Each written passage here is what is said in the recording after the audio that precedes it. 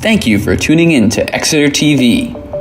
Exeter TV is the town's public and government access channels, available on Comcast channels 98 and 22. Channel 98 is your channel. If you have an idea for a program, want to host your own talk show, or submit a film, we're here to get your content on television. On Channel 22, we bring you live and replay coverage of government meetings and other town updates. A third channel, Blue Hawk Media, is operated by SAU 16 and can be found on Channel 13, with all your school sports, events, and meetings.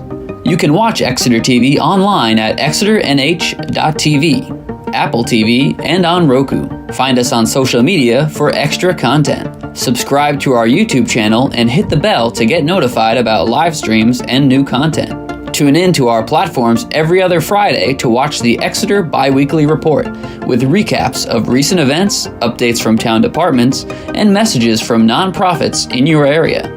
If you head to our website, exeternh.tv, we invite you to sign up to our newsletter to receive monthly updates about new content, upcoming meetings, and more. We'd like to thank you for taking the time to watch Exeter TV and hope that you tune in to our other content as well.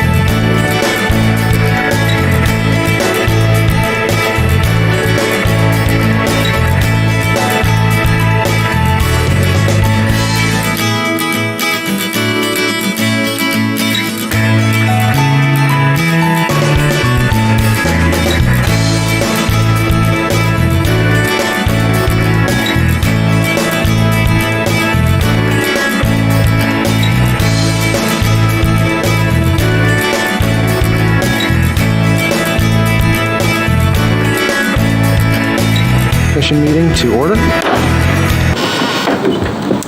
Going and hopefully me banging the gavel meant that the camera's turned on. So, welcome. Again, this is the August 8th Conservation Meeting for the Town of Exeter. I am Trevor Matera, Vice Chair, sitting in for Drew Koff as our chair for tonight. I will go to our right and we'll go down the line and introduce ourselves.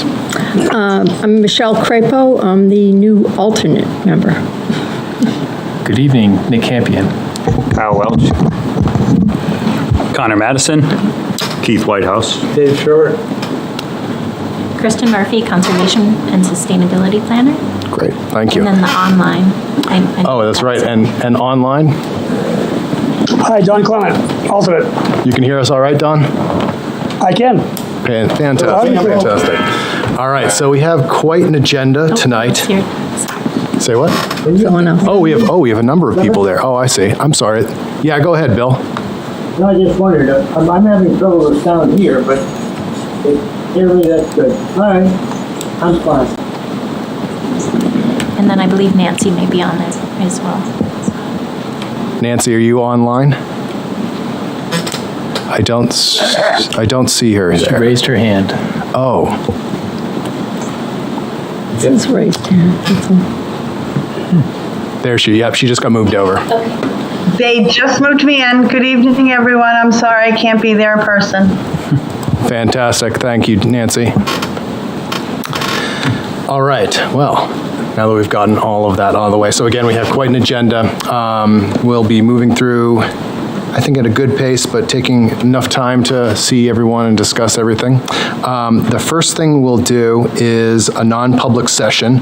So luckily, we do have a room available to us, so we don't need to move you all out into the hall as we take that. We will all get up and go out, and you can stay here, I assume, because that's how that works. Great.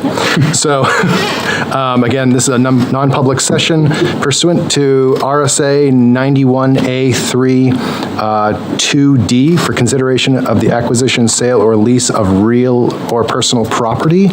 I would make a motion to enter that non-public session. Do I hear a second? Second. So we had a second. And we'll do a roll call vote to enter the non-public session, agreed to by yes or no.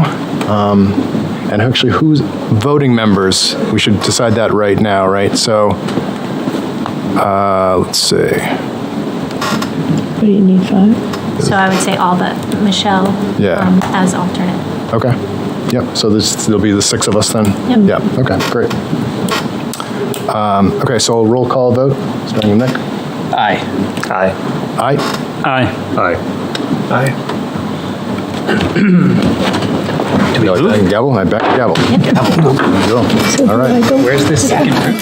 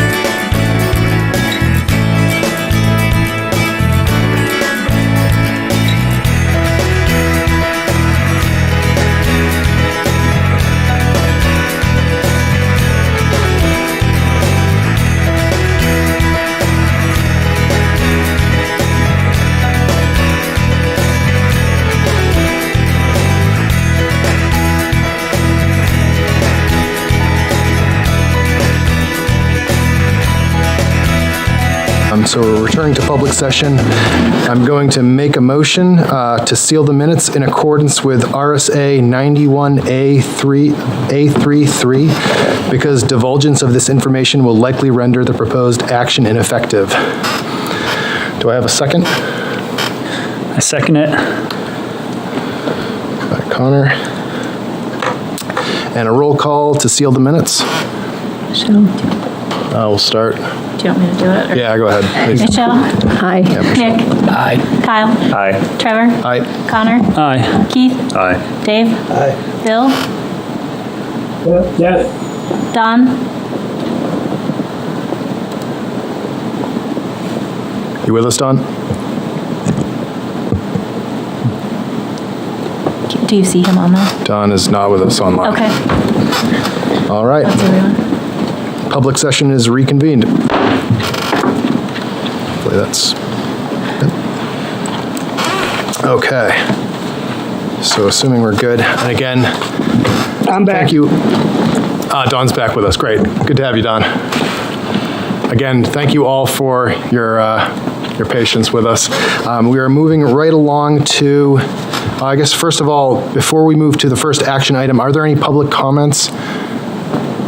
Seeing none, no one wants to make a public comment tonight. Everyone's like, let's get on with it. I hear you. I hear you. I'm right there with you. Let's do it. First action item is the continued review of the wetland conditional use permit for the construction of a single-family house at 24 Powder Mill Road for Chrissy Rupp, tax map 10204.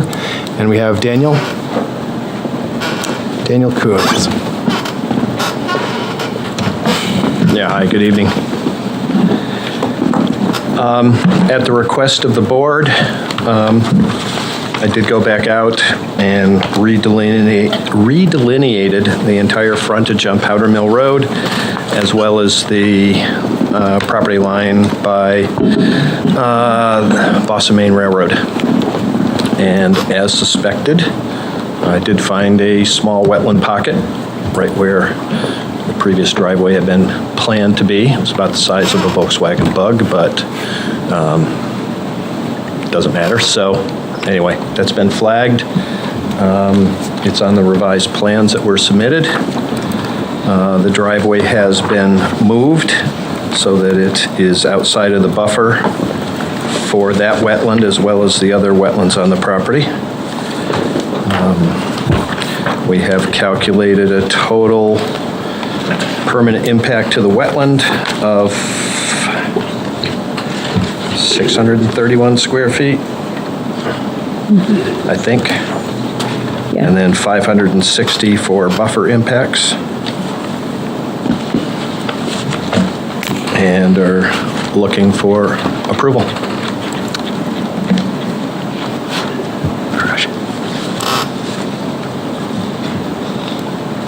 Well, first of all, again, I know this has been a long road for all of you, and I appreciate, the due diligence in going out, confirming what was there, and making these alterations. I think that certainly makes for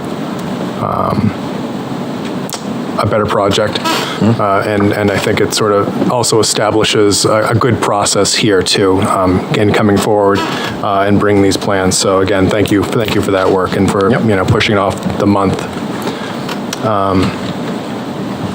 I'd ask if we had any comments or questions on this. I know this was before us last time, but obviously the wetland in question was sort of the focus at that time.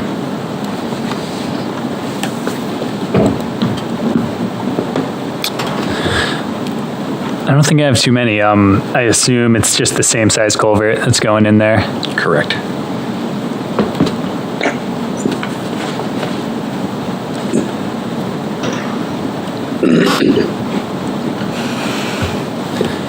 I don't have too much. Yep. Just shifting down. Shuffling the entrance down the road, so. Yep. I think I want to echo Trevor's of appreciating the time spent on this one. I know it's frustrating, but I don't have too much review on this one.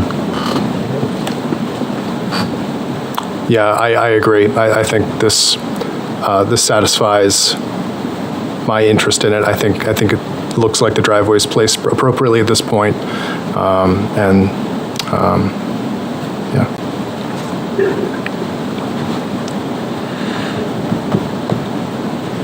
So, Huron, you need a motion as much here? That would be fine with me if there's no more discussion.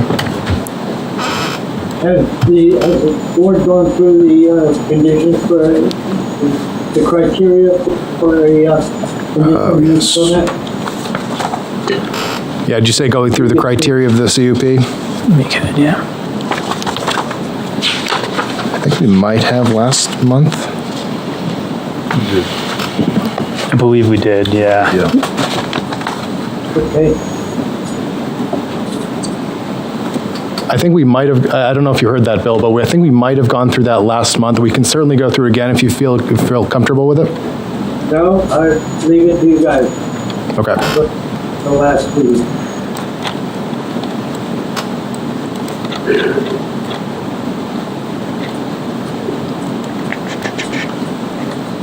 Can't find it. If we're all set, motion to review this application and have no objection for the approval. I believe you need to go, sorry that I'm looping this in, you need to go to planning board next, or has that been? Yep. No, that's correct. Okay. We don't need to write a letter or anything, we just have no objection Yeah. for the motion? We'll Okay. send a memo. Okay, that's how it goes. So I motion that we have no objection and send a memo in favor to the planning board. Second. All right, any discussion, further discussion? All in favor? Aye. All opposed? All right. All opposed? Hearing none? It passes? Thank you. Thank you. Thank you. Thank you. All right. Moving right along to action item 2, a wetland conditional use permit application for a subdivision and single-family house and driveway for the Maloney family at 18 Beach Hill Road, tax map 3211. And we have John Hayes speaking to this. WB. Okay, great. I'm Jason Franklin. John Hayes, wetlands guys, in case you have any questions. Great. So yeah, when you came back up, maybe you can introduce yourself at the microphone. All right, good evening. I'm Jason Franklin from Franklin Associates in Candia. So we are attempting to do a small 2.9 acre subdivision for Bryce Maloney, who Bryce and his dad Steve are here. So to move forward on this, we would need the wetland conditional use permit to do this. Looking at the plans, basically everything, we try to avoid any major wetland impacts, like such as wetland crossing, which we would need to do if we were to put the proposed development into a different area of the lot. Everything is basically right off the road, so there is no wetland crossing. The only impacts would be to the buffers.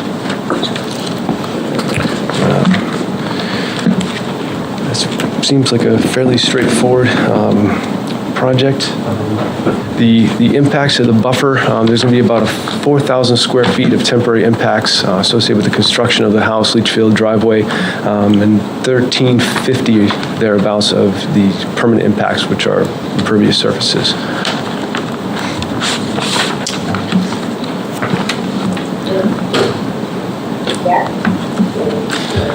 So if, be happy to entertain any questions. It might be easier. Sure, I can start off with a couple. I'm just not familiar with the setback from a road, how far the house needs to be set back. For the town of Exeter? Yeah. 25 feet, I believe. Is that what, okay. Yep. It is on the plan. Memory serves, yeah, 25 feet. The side setbacks are 15.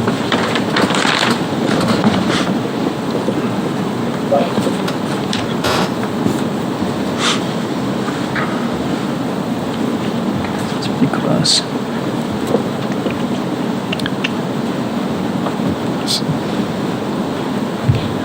And the other thing that was provided that was not on the plan, the applicant did calculate the upland versus wetland, because wetlands can only constitute a portion of the lot, and it's a 2-acre minimum lot. Even if 100% of the wetlands were removed, they'd still have enough acreage.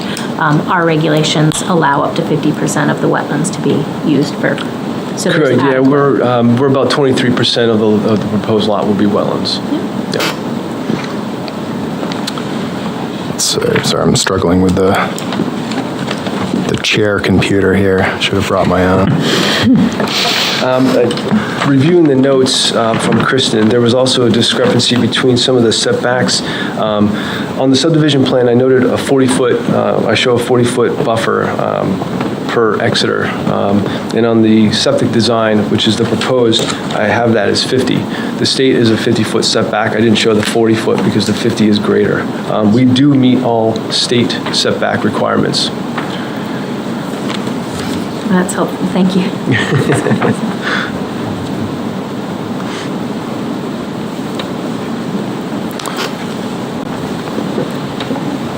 Let's see. So you have the responses to the conditional use permit. That's on page 14, I guess 17 of the PDF, if folks are looking at that.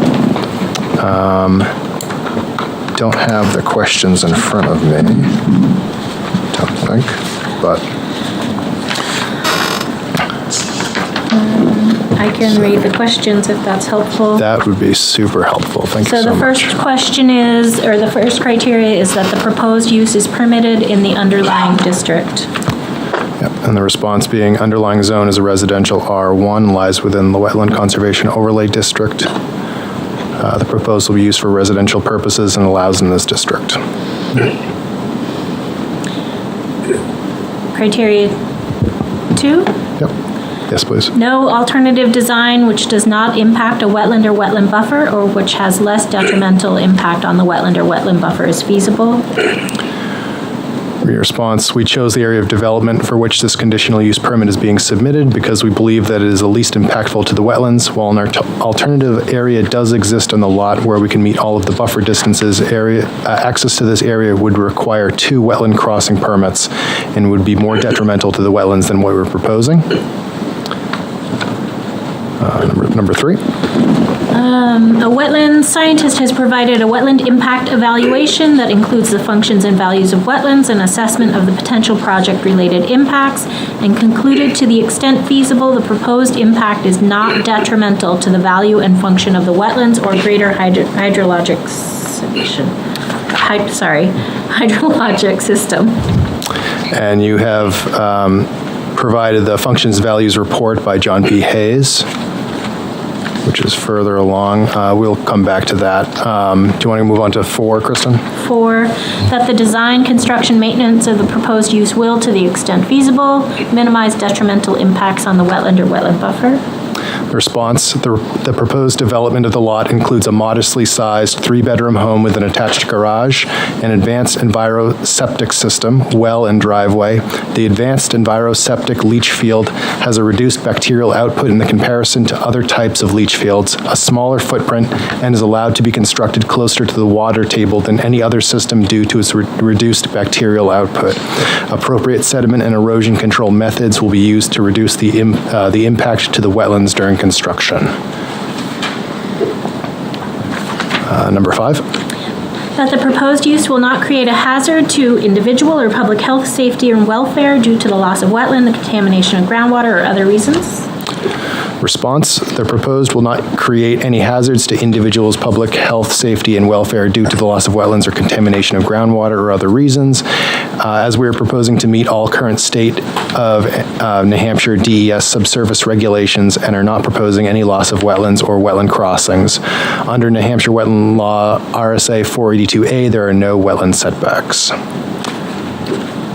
6, the applicant may propose an increase in wetland buffers elsewhere on the site that surround a wetland of equal or greater size and of equal or greater functional value than the impacted wetland. And this is not being done here?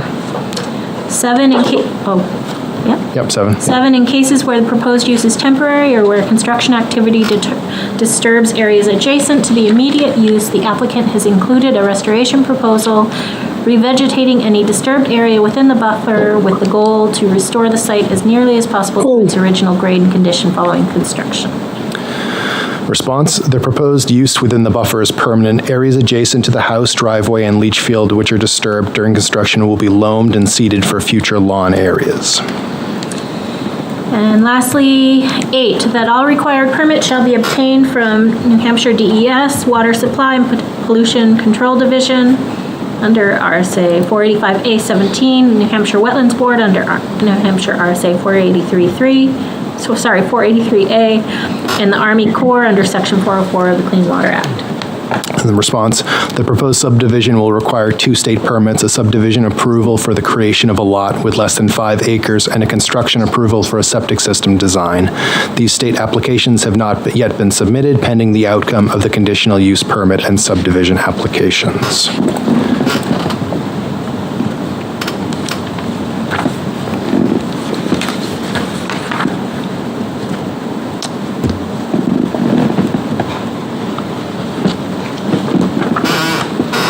All right, so does the commission have any questions or comments now that we've gone through the conditional use?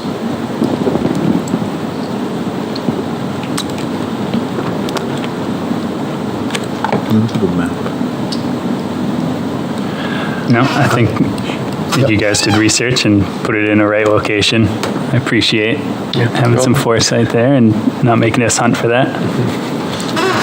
Yeah, I would agree with that as well. I think this looks placed as well as it can be with what you were working with, and I agree. I think in most cases, moving it would be doing more, have more impact than what you have here. So this looks good to me. Good.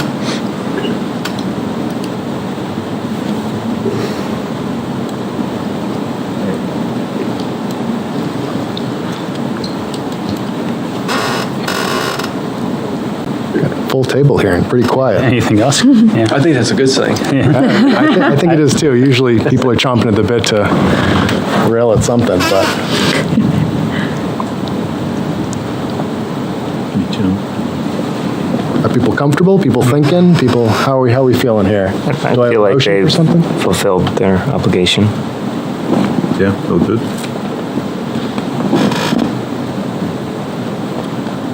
Ready for a motion? I think I'm ready for a motion. I motion to approve the application with no objection for the conditional use permit for, is it 18 Beach Hill Road? Submit a memo to the planning board. A second. All right. Any other discussion? All in favor? Aye. Aye. All right. All opposed? Aye. Thanks, Bill. I'm hearing none. Motion passes. Thank you. Thank you. And just so the board is aware, Bryce Maloney actually was, we reaped the benefit of his Eagle project at Rains Farm, right? Yeah. The kiosk out there, so that was his handiwork. It's good to see him back here again. Excellent. Great. Thank you so much. Thank you.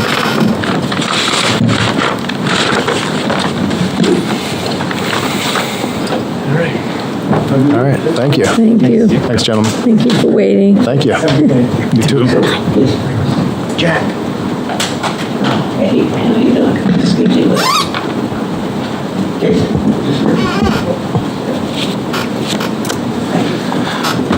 All right. Moving right along to action item 3, Shoreland Conditional Use Permit Application for a 3-lot subdivision for the Hewsons, hope I'm pronouncing that right, at 45 Pine Street, tax map 8359. We have Henry Boyd presenting. Yes. Henry? For the record, I'm Henry Boyd, Millennium Engineering, and the Hewsons are with me in the back. And this is a little odd, but I'm going to start off with an apology to my client, and probably the planning board as well, and Kristen, because I think the cart got before the horse in this situation. The subdivision was already approved by the planning board. And then it was encountered, during the process, that there was a wetland that was separated by Nelson Drive from the Hewson's property. And at that process, the planning board says, well, we'll approve this, but we need to make sure that you're not within the 150 with any structures and everything. So what was odd to me is that, honestly, we were kind of under a race to get the thing done, and I hadn't imagined that the setback from the river would impact this property the way that it did. I did talk to Tom Scanlon, who's down the road, and the abutter here, and he was able to produce some plans for me. I had Sergio Bonilla from Mission Wetlands to come out to look, and we did confirm that there is a wetland edge which is contiguous to the river, and therefore your setback of 300 feet applies to whatever that outstanding contiguous wetland area is. So if you look at the plan, and this is the existing condition sheet, the 300 actually comes up to and would include the Hewson's pool house and the patio and those things. So one of the changes that we made, there was some concern at the other, really didn't come from the planning board, and they had approved it, but some abutters were concerned about the density. We had actually shown lots 2 and 3 to be double lots. In fact, they were 20,000 square foot inside, they were 24,000 square foot inside, which would have allowed duplexes on each lot. So what we did is we scaled them back so that they would only support a single-family home, so that there's less density, the structures are smaller, and those things, and the Hewsons were perfectly fine with that. So if you look, you'll see that there's a 100-foot buffer that I've applied here just for perspective. There's 150, and then the 300-foot buffer. So this is the new configuration of the lots that are less impactful than a two-family house on each lot. And the second sheet that we provided shows where the single-family homes would be located. Each of the structures, to include the garage, would be outside of the 150, so we were respectful of that 150 buffer. Obviously, there's some grading that's necessary for accommodation of the driveways, but the driveways are within the 50-foot, the 150, or at least a portion of them, and nearly the entirety of this one. There was some thought that we could design the driveway outside of the 150 over here, but for safety concerns and being that close to Court Street, we did not want to do that, because if you put a driveway right here and you even though they wouldn't have to back out of it because I put in a turnout for safety, if I put it right here outside of it, it really doesn't give somebody a whole lot of stopping distance if they're turning onto Nelson Drive from Court Street, even though there isn't a whole lot of traffic there. There's kind of a dead-end way. It's very lightly traveled, but still, for safety's sake, we did decide to put it over here. I do have some pretty good balloons here that show the impact for each Lot 2 and Lot 3. Lot 2, so this is the calculation within 150 feet from Little River. You'll notice that I've included everything within the erosion control, so that the grading would go out to the edge of that, whatever impact there is. This temporary impact is bisected by the proposed driveway. So you'll see that there isn't a whole lot of, the proposed impervious area is only 807 square feet, and the total proposed, which is the hatched area, which is temporary, is 834 square feet. So there isn't a whole lot of impact. There is more on Lot 3, obviously, because it goes a little bit deeper into the setback. And you'll notice that wetland, we're really kind of injured because it has this dome on the top, and it really affects us but comes up through. But still, even here, we've got just 2,100 square feet of proposed impervious area, which is the driveway, and then the grading is the majority of the impact. what we have chosen to do, and we do this almost everywhere that we design, whether we're in a wetland area or we're not, we design stone infiltration strips that actually will recharge the aquifer, the groundwater. So we've got those proposed for the structures, even though they're outside of the 150. And then on each side of the driveway, to receive runoff, of course, the runoff could never get over Nelson Drive anyhow, because it's crowned and it's up significantly from this lot. We still have chosen to infiltrate the runoff even from the driveways. So we really think that we've got a fairly modest house. These aren't massive houses, and they sit well on the lot. They meet all of the building setback criteria, and I think that they've been sensibly designed. So we'd like to think that you feel the same way.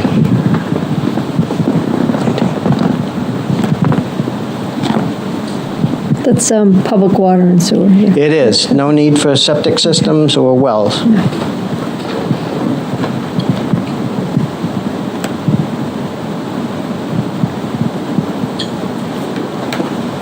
And what's their existing right now?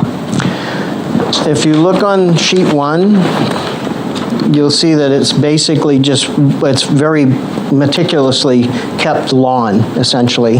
There is some challenging contouring here. If you look at that sheet 1, I don't know if you can see it, but I've drawn 1-foot contours in here to give you the maximum view of the layout, but this is all greenery. There's a fence that actually is on the property, a wall here. This is the church parking lot right here next door that extends all the way over.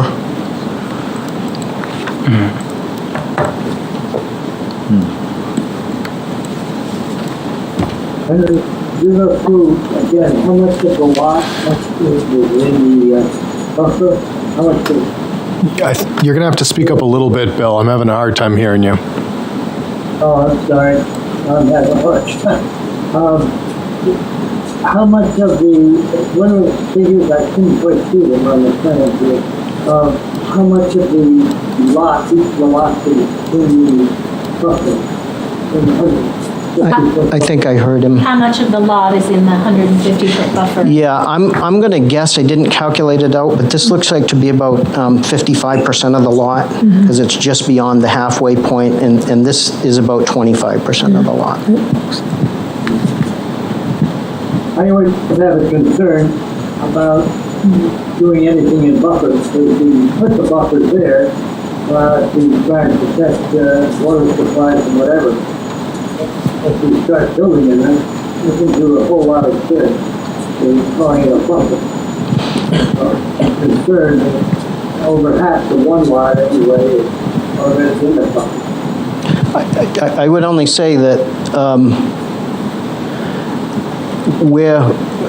what we're doing is a very small lot. By right, we would have, with those other lots where they were, at 24,000 square feet, we could do a duplex on each, which would increase the driveway. It would increase the intensity of the travel through it. And also, we're not filling any wetland here. We already have a road that's been in existence for probably 4 decades or more. Plus, there's a very large structure here that is much closer to that. So with the treatment that we have, and I appreciate the buffer and respect it, I think this is more than mitigates for what any impact would be created. And as I said before, none of the runoff will ever reach the wetland itself, because there's certainly runoff coming from Nelson Drive that's getting into that wetland right now.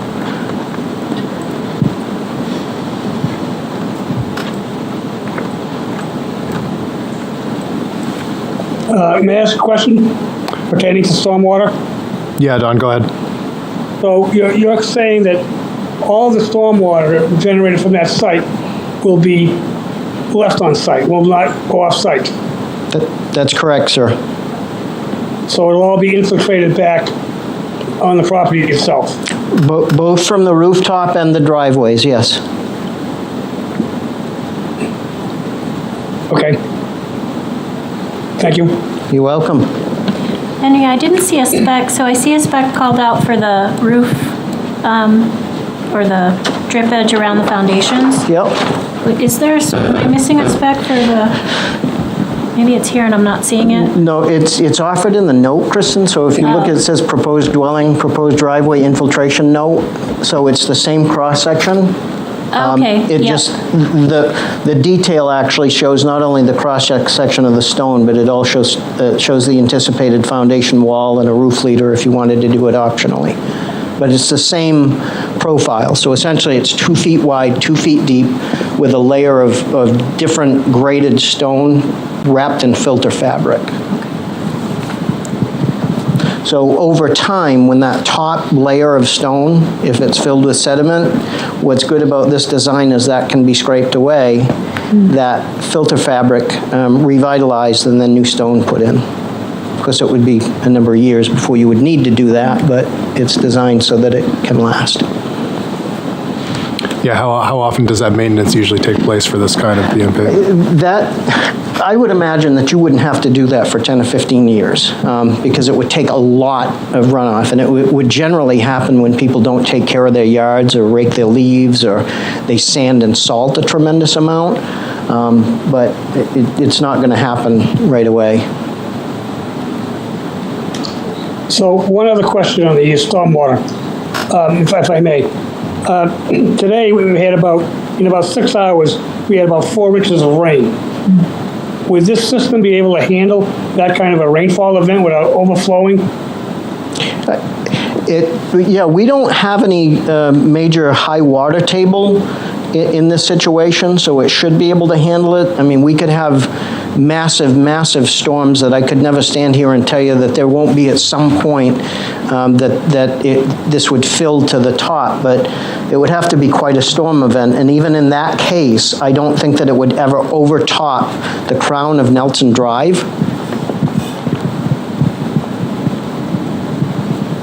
Because the road itself, the driveways itself, they're receiving stormwater immediately from the garage out. So by the time that the stormwater gets here, it's already being infiltrated.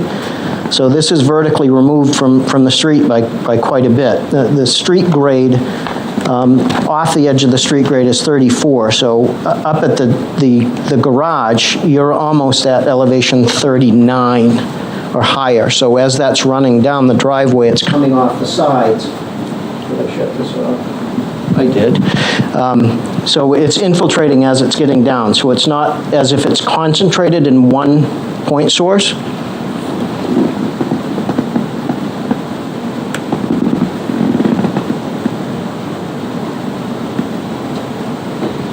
I guess the point is it would be very, very difficult for any runoff from this site ever to get into the wetland area.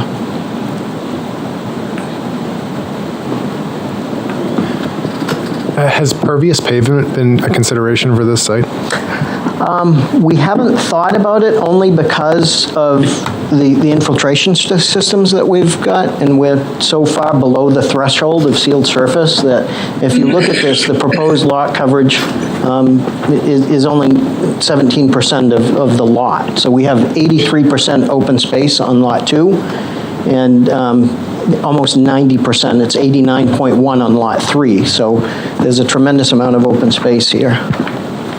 It's really a pretty benign choice, and I really applauded the Houstons for letting us go to a single-family lot design, because that would have nearly doubled the amount that they would normally be allowed to put on this lot. So I thought it was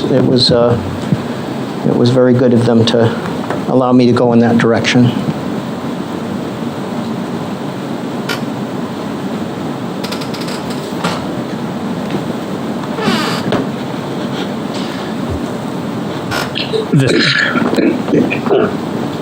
This one's just super picky, just because you put it out at lot 3. The lot area percentages add up to over 100. I'm not sure what you... It's like...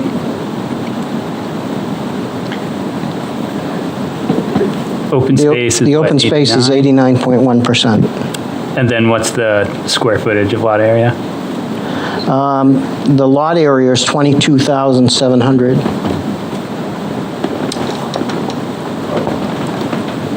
Yes, so, yeah. It's just under 20% of the lot area. Yeah, so 20%.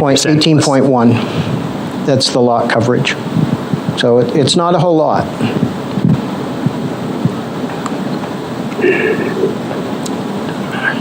Are you looking at the impervious surface in the application or on the plan? What are? I just was noting that it seemed off to me. That's the total, Kristen, on the lot over here. Oh, okay, I thought you were talking about. So that 4,109, I don't need to go down this rabbit hole, that 4,109 square feet, what is that for lot 3? Right here? Yeah. So that would be the house area plus the total impervious area on the lot. So that's the total. So then besides that, everything is open space? That's correct. Okay, so that's what I'm saying is, right now, your pervious surface is 18.1% per the plan. Impervious. Sure. Yep. And then open space is 89. That's correct. 109. 18 plus 89 is over 100. I think it's just a typo. I think it is a typo. That's, I was just and I will fix that before that goes to the planning board. You're absolutely right. It was just a nitpick. Didn't need to go down. No, nitpick me all you want. I don't like mistakes on my plans.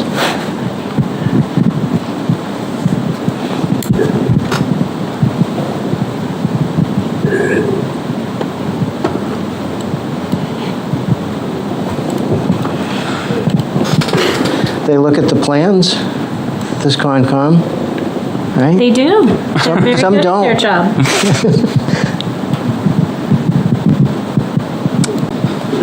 Are there any storm drains in the area? Like you say, it might not cross Nelson Drive, but like if it goes on to Nelson Drive, it's gonna, I think, go onto Court Street. Yeah, it does pitch toward Court Street, and there's drain manholes out here. There is a catch basin on the opposite side of the street, and there's some drainage here. One of the concerns that the abutters had is that the massive amounts of stormwater that comes down Court Street. Because as you go up the way, it's significantly higher here. So for example, if you look at the grade right here, we're at 38, 37. It's 5 feet lower from here to here. So there is a drainage issue out here on Court Street currently, but it's kind of a town street corridor issue. That's why we wanted to do our best to infiltrate not only the rooftops, but the driveways. And those trenches are substantial. They handle a lot of runoff. As well as the loam and the seed on the lot. So even if that trench were filled to capacity, which I don't think that it would be unless you had some crazy storm, you still have the benefit of having so much of the lot as open space and green.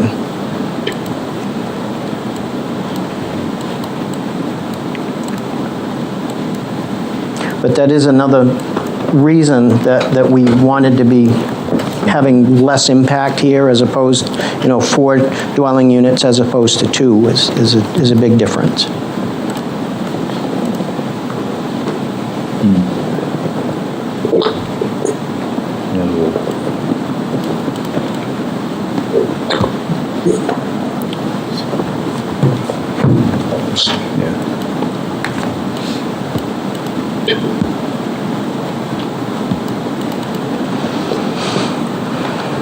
Trevor, I have the storm drainage map up if you want to look at it.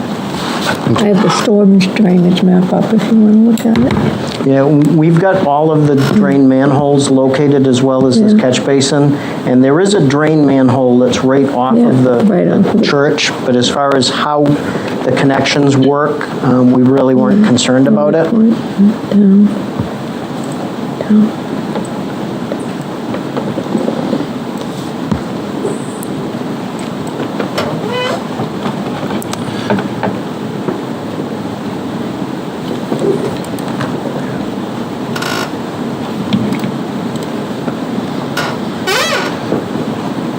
So one thing I should be more knowledgeable about, but fertilizer limits within this setback? Yeah, Tell me what so those there are. are fertilizer restrictions within the Exeter Shoreline Protection District. They're pretty prescriptive. If you look at my memo, I did recommend, should you choose to approve it, that you would include a reference, you edit the plan to Sure. include a reference back to Yep. that prohibition. I don't know if you want me to read it, but, Yeah, if you could, that'd be great. okay, so there's no fertilizer within 100 feet of the shoreline of all regulated water bodies. Between 100 feet to the extent of the district, so that would be the entirety of the lot here. Application needs to follow best management practices to limit potential nutrient runoff. It needs to be a minimum of 50% slow-release nitrogen. It needs to be phosphorus-free unless a soil test indicates a deficiency. And then the application rate cannot exceed half a pound of total nitrogen per 1,000 square feet with an annual maximum of 1.5 pounds of nitrogen per 1,000 square feet. So we'd be happy to put that on the plan. And I mean, even just reference the regulation. Yeah, sure. That was worded odd. It said the water body. Did it mean the water body to include the associated buffers as well? So it applies to the district. So my assumption would be from the edge of the wetland. The river district or the shoreline district, the start of that starts at the edge of contiguous wetlands. That's so just correct. like you start to measure buffers, you apply the same distance for fertilizer. Sure.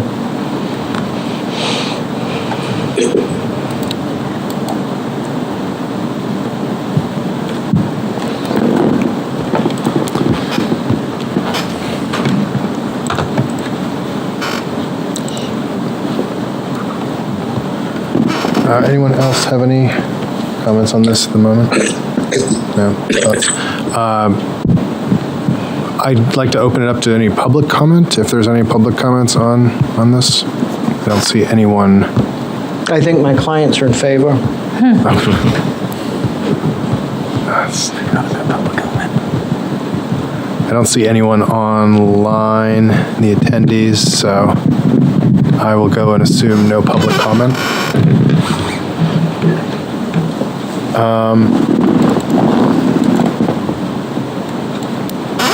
Yeah, I mean, the trenches are certainly new to me, although I don't consider myself a up-to-date stormwater engineer. I know just enough to be dangerous.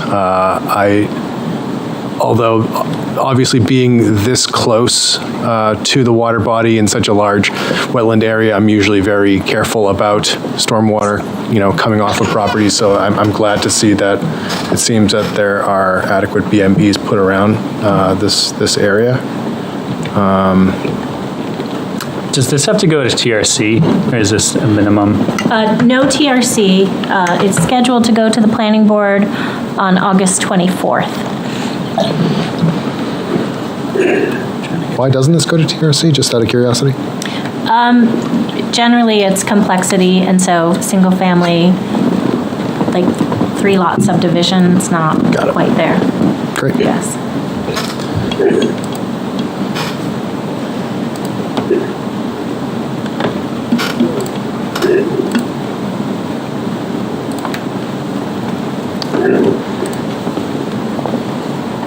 You guys have been real quiet. I know, I don't want to send do another motion. Yeah.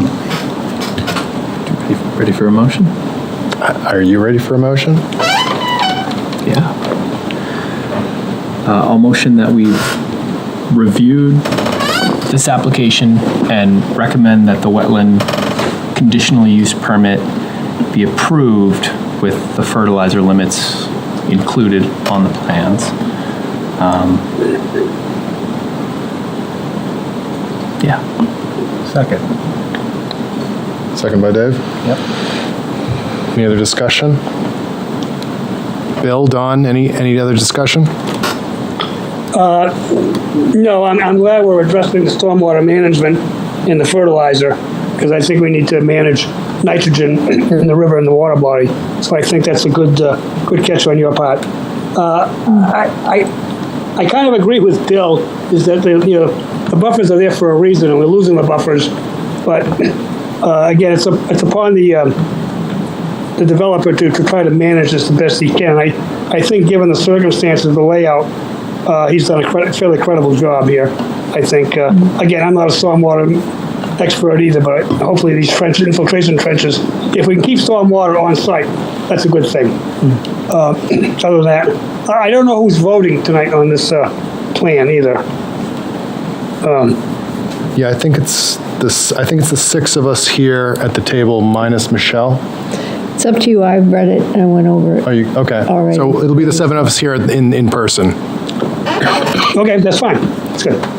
And just to tack onto that, big agree from me, Don. I think with this plan, one of the deciding factors for me is that these buffers, it's not like these are natural virgin forest buffers, providing a tremendous amount of ecosystem services. Lawns can still sort of act as very impervious cover with runoff coming off of them. So it's good to see that adequate stormwater is going in place. So yeah, I certainly agree with you. I still have concerns about that, but I think they've done as good a job as they can. We had another case on Nelson Drive a few years back, where there was a lot of concern about the stormwater and all that. I guess we're further back in this particular case. We're on the edge of the buffer. I still, the neat area that will take in the rain and whatever. This might be just but I'm not voting, so thank you. I'm not going to lie, I'm having a hard time hearing you, Bill. I'm sorry. So he expressed concerns with the loss of the buffer, and concerns, he noted that abutters further back had concerns in past projects, you saw that with Scanlon, about stormwater runoff, but he said he's not voting tonight, so. Thank you. Thanks, Kristen. All right, so with that, we do have a motion on the table that's seconded. Unless there's any other discussion, we'll move to a vote. All in favor? Aye. Aye. All opposed? Any abstaining? Appreciate it. Motion Thank you so passes. much.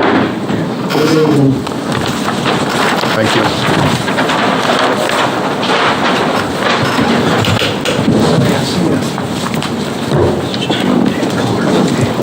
Thank you very much. Thank you.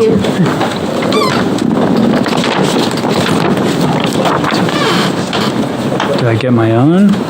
Yeah, man. Wow. All right. I feel like I'm in the big boys club now. So moving along to action item 4. Wetland and shoreline conditional use permit application for the expansion of an existing building, parking and stormwater structure at 8 Commerce Way for C3I, tax map 48-3. Jack McTeague. Good evening. My name is Jack McTighe from TF Moran. I'm the senior civil engineer. With me is Corey Caldwell. He's the surveyor, and he's also one of the principals of TF Moran. And we have Joe Ritchie, which is the project manager for Ritchie Construction. You get up here, and all of a sudden, your mind leaves you for a second. We're here about 8 Commerce Ave in Exeter. We're proposing, we went over a little brief walk this afternoon, 5 o'clock, I guess, evening. This is the existing building in brown. Just because we're going to get yelled at, can you just grab the mic with you? Oh, yeah. They always come out and say that. This is the existing building in brown, and we're proposing 2 4,000-foot expansions on either side of it. The need is, C3I is it stands for Critical Communication Controls and Instruments. They specialize in marine communication controls and instruments. they contract with the U.S. Navy, and they have a lot of demand on their products, so they need to expand on the services that they provide, and thus they're proposing the two 4,000 square foot expansions on either side. They've been here since 2016. We believe they have a very good relationship with the town, and we talked to Dave Short earlier today, and they have a good relationship with the biking community that uses the recreation trail that goes by there. Much of the buffer impact area, even though we looked two large buffer impact areas when we were out there, we looked at a lot of those areas already been impacted, their lawn, etc. Most of the new impact in areas are based upon stormwater management, which we need to provide for the pavement that's being added and the buildings that are being added for the impervious area.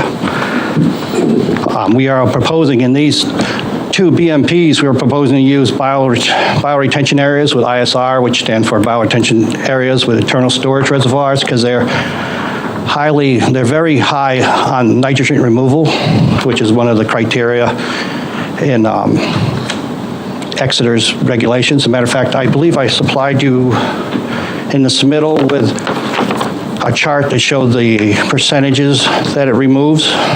Yeah, the performance curves. Yeah, the performance curves, and you can look at those to look at the, that they're pretty good at removing nitrogen and phosphorus, especially if you look at comparatively to other stormwater treatment methods. One way we could eliminate impacts is to put it underground, but if you put a storm treatment underground, you limit the ability for it to treat nitrogen, and so these actually have a better nitrogen removal than an underground system would have. We are having two types of impact. We are not impacting any wetland, we're impacting wetland buffers. I meant to say, when we did have a couple of plan revisions since I'm sorry, Don online and you guys online that you can't see it, I have placed the plans in front of you. The plans we originally submitted had more impacted areas because we discussed the wetlands with the Gove Environmental, and the one to the west, the one on the downside of your page, is a very poor drained soil, which needs a 50-foot buffer, but the other ones only need a 40-foot buffer. So we pulled those buffers back by 10 feet, so we have less impact in the buffer area. We also, in the application, we had listed the areas under prime wetland. Just, again, discussions with Gove Environmental that they're neither prime nor exemplary wetlands.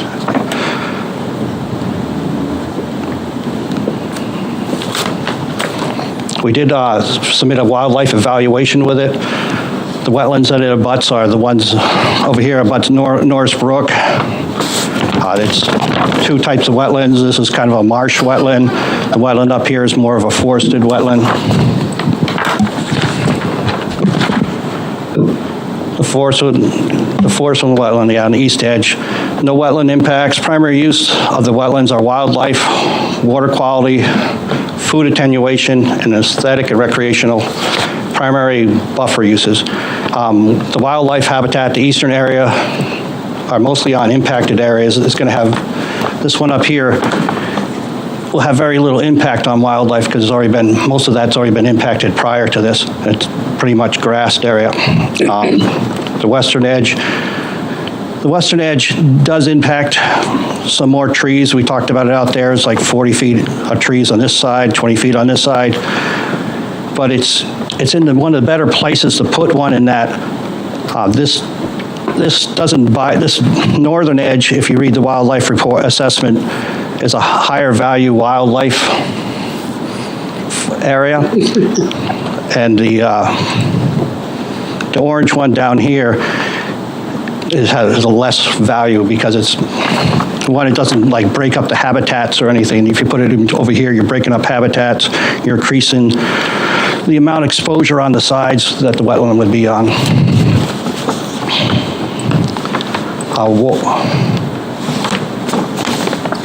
So the ones we propose leave the more sensitive areas to the north untouched. Water quality, we're using highly effective BMPs, and they'll have very little impact on the water quality in those wetlands of the buffer areas.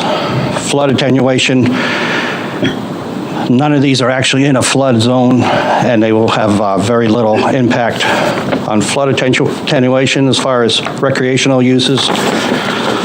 Aesthetic values, very little change in aesthetic value because you're clearing it, but it's mostly just grassed areas. It's not highly aesthetic areas. There's no fishing, hunting, or boating really on that section of property.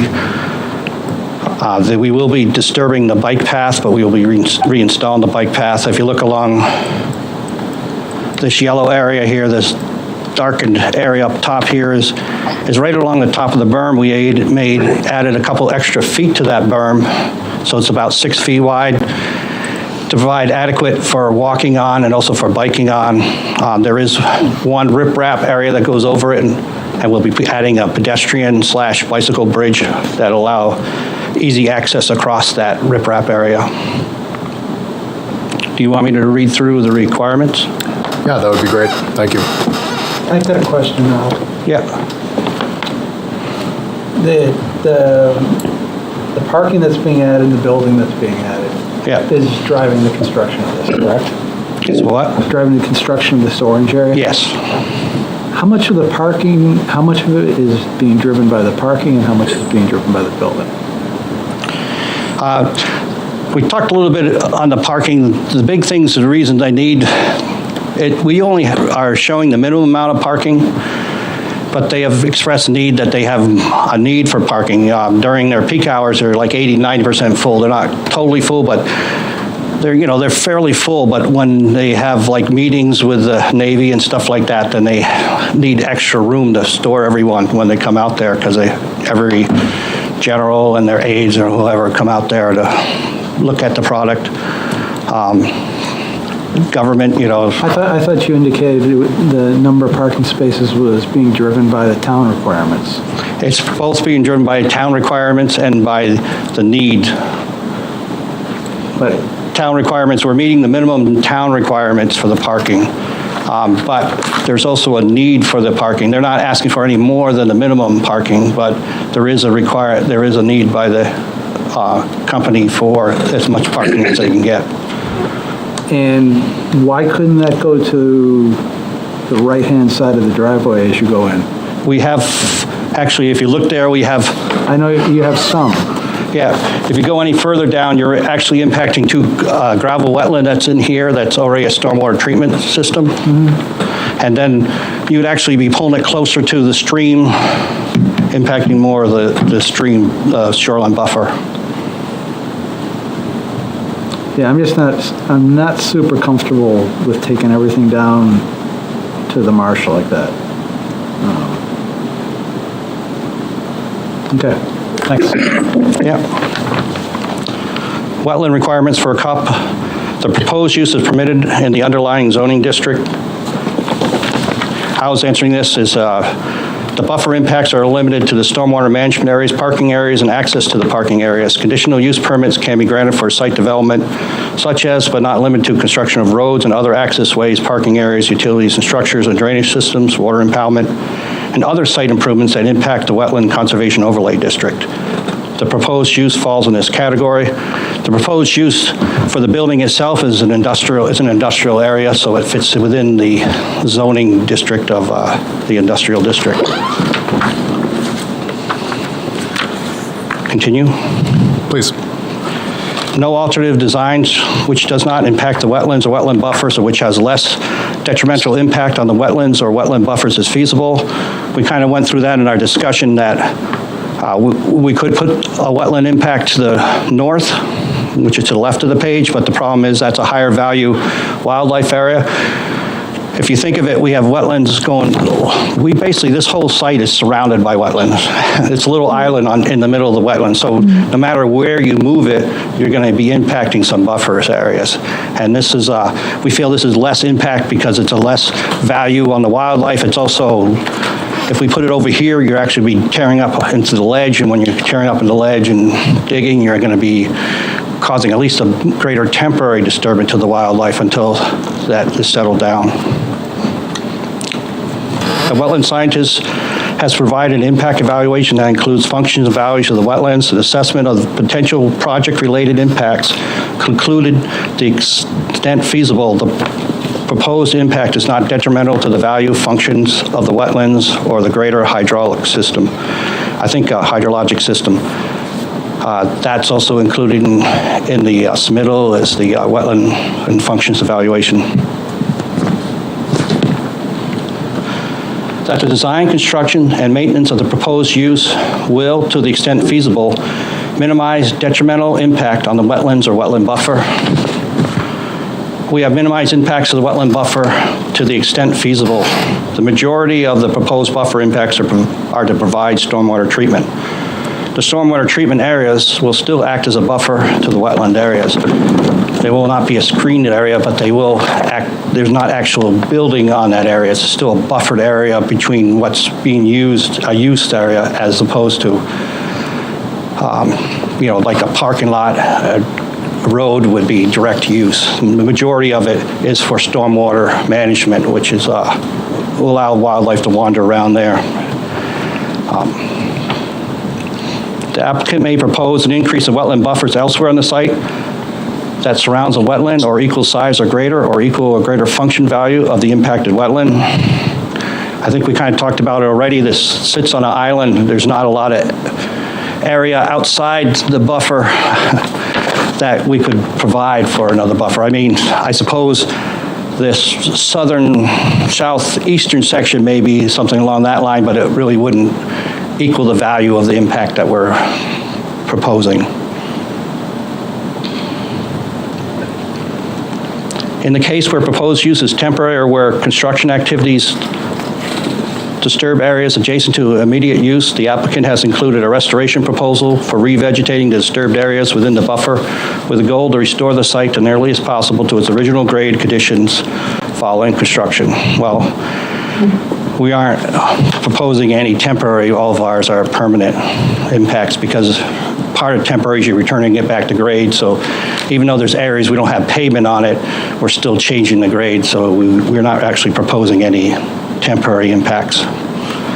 That all required permits shall be obtained from New Hampshire Department of Environmental Services, Pollution Control Division under NHRSA 485A17, the New Hampshire Wetland Board, NHRSA 483A, the United Army Corps of Engineers under Section 404 of the Clean Water Act. We will be obtaining an alteration permit, the CGP permit, and the SWIP permit before the project is constructed, but we don't need any of the wetland. We're not impacting any wetland.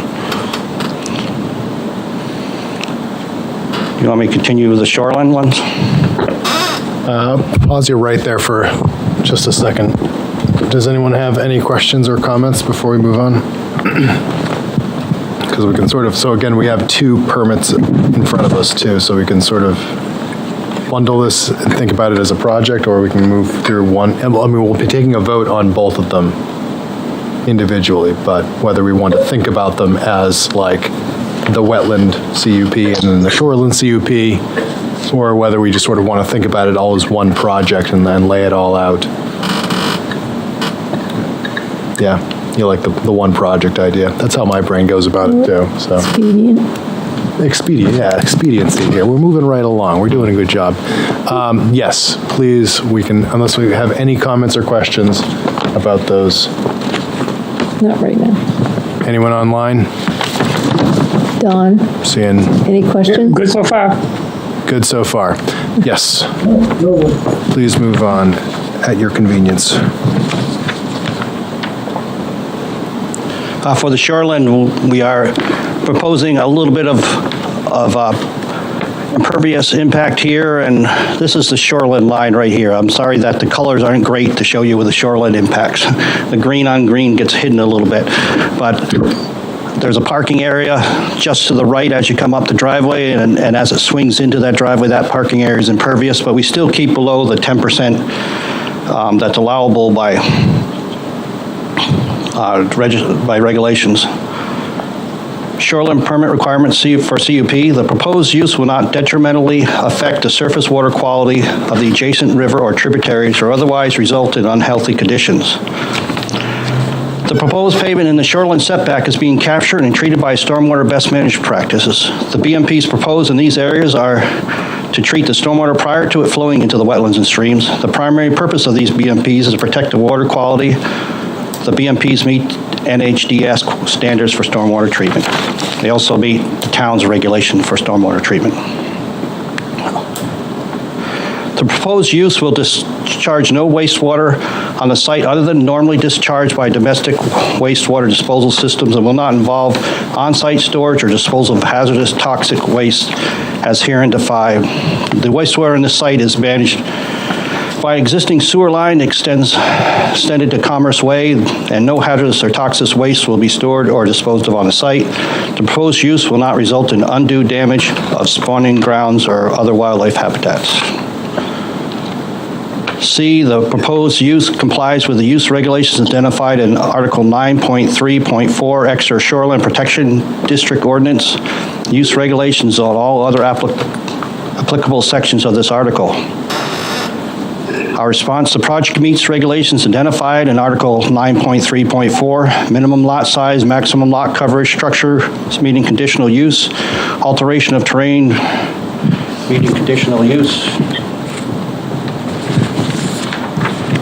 vegetated buffer impact meeting conditional use, and no prohibited use. Fertilizer restrictions shall be observed in the shoreline 100-foot setback, except as granted by the planning board for the establishment of new landscaping. Do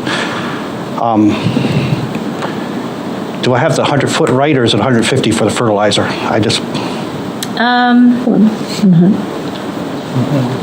Yeah, so 0 to 100, it's prohibited. Yeah. 100 and beyond, it's prescriptive. Yeah, but they do say something at the beginning that you can do it for establishing, I believe. Right.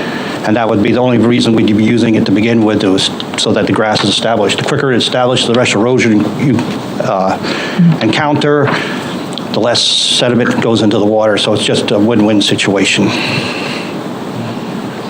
The design and construction of the proposed use will be consistent with the intent purposes set forth in Article 9.3.1 Exeter Shoreline Protection District Ordinance, authority and purpose. The project consists with the purpose set forth in Article 9.3.1. Stormwater BMPs are proposed to protect and maintain the water quality. The proposed BMPs are effective in reducing emissions of total nitrogen, total phosphorus, total suspended solids. Thus, aquatic and terrestrial habitats in this area will be preserved. The site also includes bike paths for recreation that run close to the river and within the natural shoreline, which shall still be available for use following construction. Those are the uses, the criteria, and how we met the criteria, how we felt we met the criteria. And just a clarification on there, so the letters don't quite line up. We go to E, but B and C were combined under B, that's why. Oh, I apologize. Yeah, but all of them were addressed, it's just not clear. And then regarding the fertilizer, so you're applying for a waiver from the planning board for establishment of? For Yep. establishing, yes. Yep. Ideally, for you, when would construction begin? You're looking at fall, right? Or probably, well, because of the production schedule, it would be probably early 2024. early 2024, yeah. Couldn't quite beat, you don't have time to beat the weather, I don't think, do you? I think just logistically with permitting and everything, Yeah. we wouldn't have time. Right. And because it's, this falls under the 10 years since the other project was 2016-17, and this is only 2023. If they wait a couple more years, they wouldn't have to go AOT, but because they're doing it now, they have to go to AOT, which means that's usually 45 days minimum, and then it's just going to add some time to it.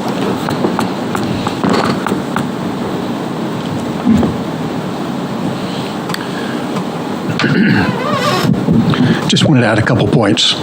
Thank you, Mr. Chair, members of the commission, Corey Caldwell of TF Moran. When I looked at this plan set early on and when I met with the owners back some time ago, we talked about 3 types of buffer impact out there, right? We've got a building addition, we've got some pavement, and we've got some stormwater improvements. And I think it's important to note that the building addition and the pavement that's happening out there is taking place on completely previously disturbed buffer. If you go out there, those of you that saw it on the site walk, there's a shed in that buffer, there's a transformer in that buffer, and the rest is grassed area. So the pavement and the building itself is going on previously disturbed buffer, and it exists today as disturbed buffer. The only buffer disturbance that requires any woody vegetation removal are these two bioretention areas. And when I put those in perspective, those two areas are going to be vegetated with weeds, grass, etc. So the buffer is still going to remain vegetated. And as I was sitting here listening to Jack, I thought, well, maybe even another enhanced improvement could be on the back side of that buffer closest to the higher functioning, higher value wetland. Some woody vegetation could go on that slope. It's not shown that on the plan, but we'd be happy to offer that. Happy to offer that to improve some of that vegetation in that buffer. But I just think it's important to put that in perspective. The only buffer disturbance that requires any tree removal is stormwater practices, and those will be vegetated. And they're put there to help treat and infiltrate stormwater, remove nitrogen, and they will remain buffer. So when we're done, the buffer will have very little difference than what's there today. The significant, or the only difference really, is that there'll be a few less trees, but it'll be replaced with plant material vegetation for those bioretention areas. Just thought it was important to put that in perspective, and thank you for listening. Yeah, thank you.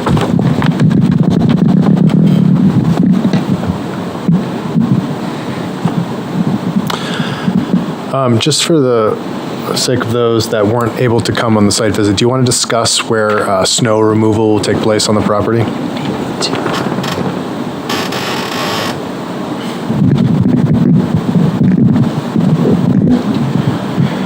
A couple areas available to us are on the flat areas. Over here, we could do some snow removal, but it's a higher area, so that we're going to do minimum snow storage there. Most of them are going to be, there's some snow storage in here, some along the side between the parking, and some along here.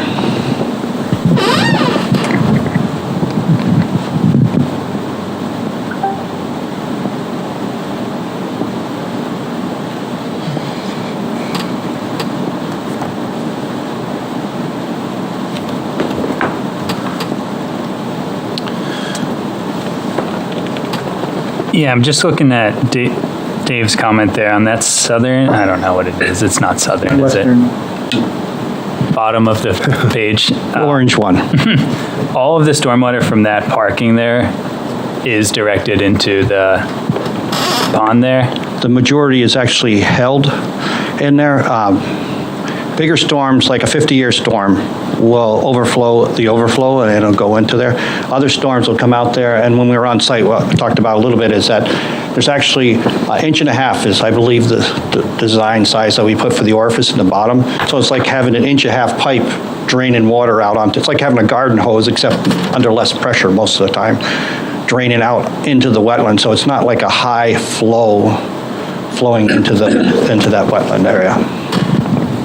And I think I just want to add to that. I think it's important to note that that doesn't drain directly to the wetlands. That orifice drains to a riprap apron, which then goes overland, which then goes through some wooded area, then into the wetlands. So it's not a direct discharge from the end of that orifice to the wetlands.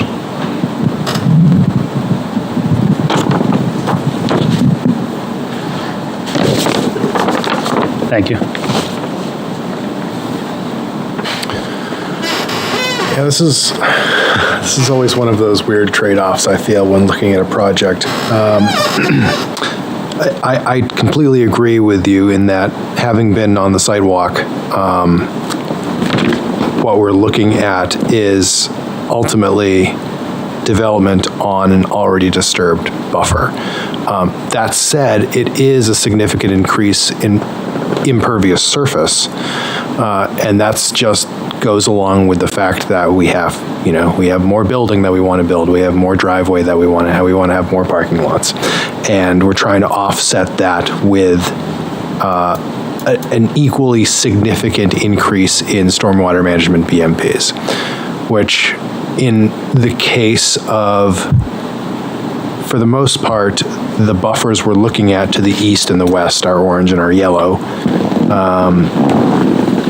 That's really the values we're trying to, in my mind, preserve through those areas.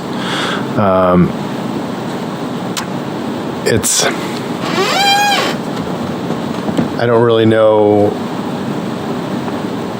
It's an interesting conflict I always see when thinking about what we're trying to preserve and balancing against appropriate development, especially for businesses that would have a right to develop their own upland properties.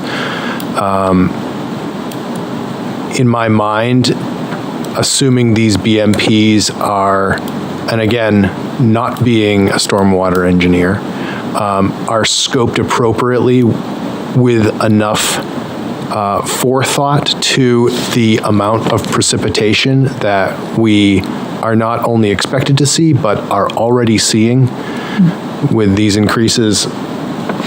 A couple years ago, we had the wettest July on record, and I can tell you that having worked out in Great Bay for all summer, it just has not stopped raining, and the amount of turbidity out there is just off the charts.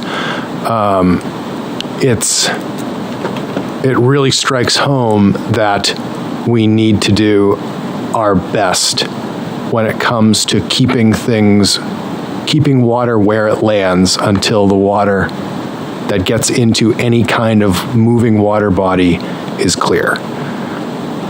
Yes. Just to build off that is,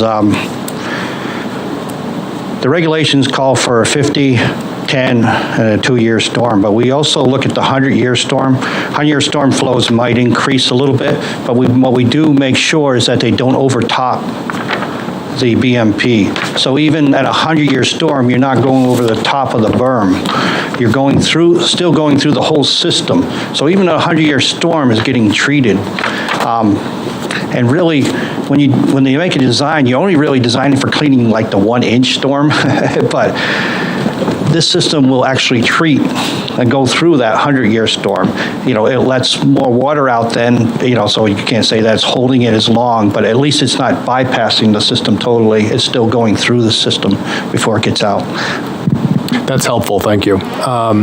Just for the other folks here, I'll ask you, why do you design for the 1-inch storm, generally? The 1-inch storm, I'm going to say 90%, it's 80 to 90% of all your pollutants are in your first 1-inch of storms, because it's kind of like you step in a shower when you've been outside working in the garden. That first 10 seconds, 90% of the dirt washes off you. You can see the water's brown when it washes off you. But after that, the water clears off. Now you still got to scrub and clean or whatever, but 90% is gone that first, 30, 60 seconds. And that's kind of like that 1-inch storm. That 1-inch storm cleans all that big dirt out of there. Now there's little particles still in there that are there, but 90%, I keep saying 90%, I don't want to be quoted on that. It's 80 to 90% of the solids, the nitrogen and the phosphorus are in that first 1-inch wash. Thank you. It's like roadway, it's similar to roadway runoff, it's like that, same thing, yeah. I just had a clarifying question. So the plans, I'm looking at sheet C2, but it might be on others. In the upper left corner, it says potential vernal pool per Gove Environmental Needs Spring Survey. Is that the vernal pool that Brendan? Yeah, that's the one Brendan dismissed. Yes, okay. He went through there, went out there. We just hadn't got that to take it off there until after this had been submitted. But that potential vernal pool was not a vernal pool, and it's been removed from our plans since then.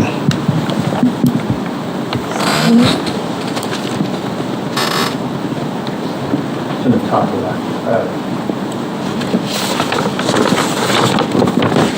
I believe that was like right in here, wasn't it? I can't see from there, but I'm sure you're in the right spot. Left or something like that? It was over in one of the corners, but it's not. Above the yellow buffer. Okay.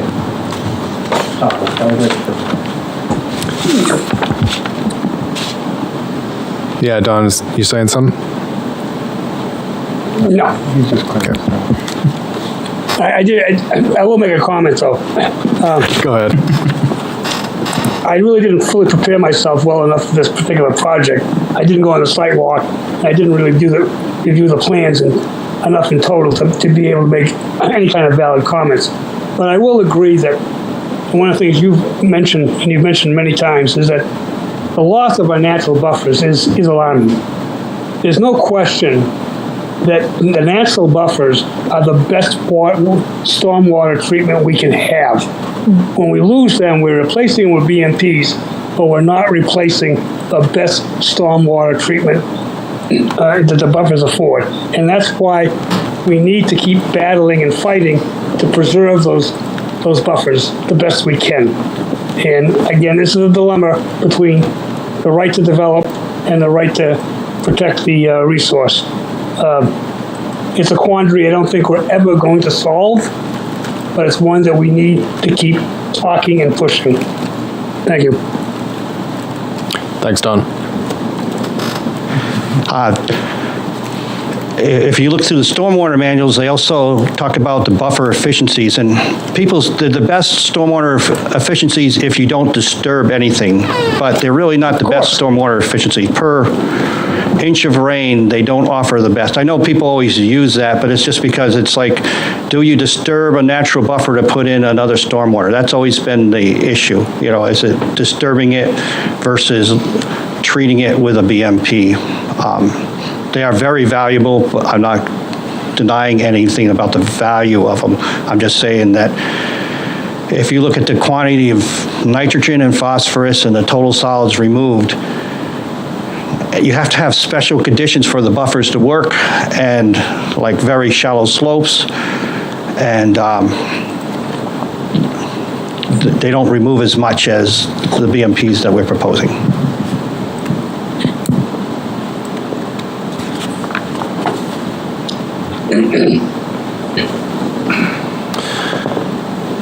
And so just for clarification, this project will be going TRC and planning board at some point in the future? Correct. It's going to TRC, and then it'll be going to the planning board. Just wanted to add one more point. I think Jack brought it up, and forgive me if he did, and I missed it. The second level of review here is the alteration of terrain bureau with DES. With just over cumulatively 100,000 square feet. So this stormwater design system has to be reviewed and approved by the state, and together with a maintenance manual that's submitted to the state. So it goes through a fairly rigorous review process with that before any approvals are issued. So what does that mean for us? It means when we design it to make sure it gets through the AOT process, which is the best that we can come up with. On top of that, we take figures for, as Jack said, the 2, 10, 25, 50-year storm, even the 100-year storm, and then conservatively, we add another 15% to that precipitation because precipitation values are increasing. So there's a lot of extras built into this design. We feel it's good for the next 20 to 30 years. Will stormwater change regulations between now and then? Sure, they will. But with these extra, efforts put into this design to make sure it will handle the worst, we can stand up here and tell you that this is the best we can do, to balance those two things. Any other site, the site is 6.2 acres. It is a large site, and we're trying to balance our job as designers really in this case is trying to balance the environmental impacts versus the needs of the Department of Defense. This is a contractor that provides for the Department of Defense. Demand is up, and we're trying to balance those two needs. We did that with some conservancy. We did that with some extra size and extra values, if you will, with that increased precipitation, 15% more built into it. So, we can stand up here and say, this will work. This is more than what really is needed. The offset to that is, yes, it slightly disturbs a little more buffer because it's more than what's needed, but I think the main goal in all of this is to make sure that pollutants don't get into that adjacent wetland. And that's what we tried to do here, is ensure that there will be no pollutants getting into that wetland. That's the type of system that we designed.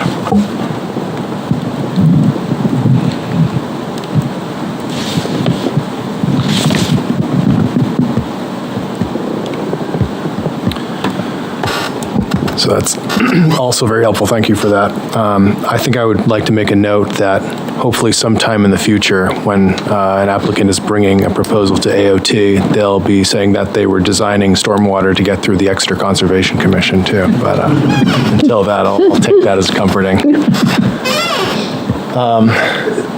Do we have any other comments, questions, anything we need to go through here?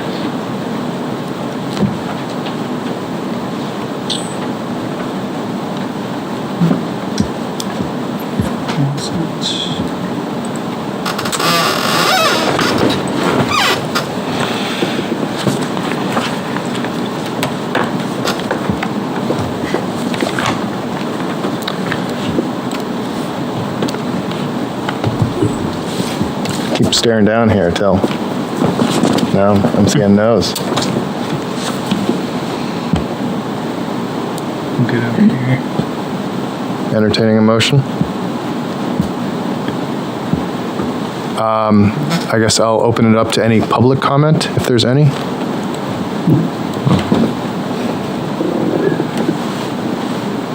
Not seeing anyone else online. Did you say we're going to vote on them as a package or separately? We'll be going through them separately. Yeah, so just talking about the project as a whole. Okay. But will be, motions on each individual permit application separately. So we'll need two. So we're going to have to get through the first one eventually.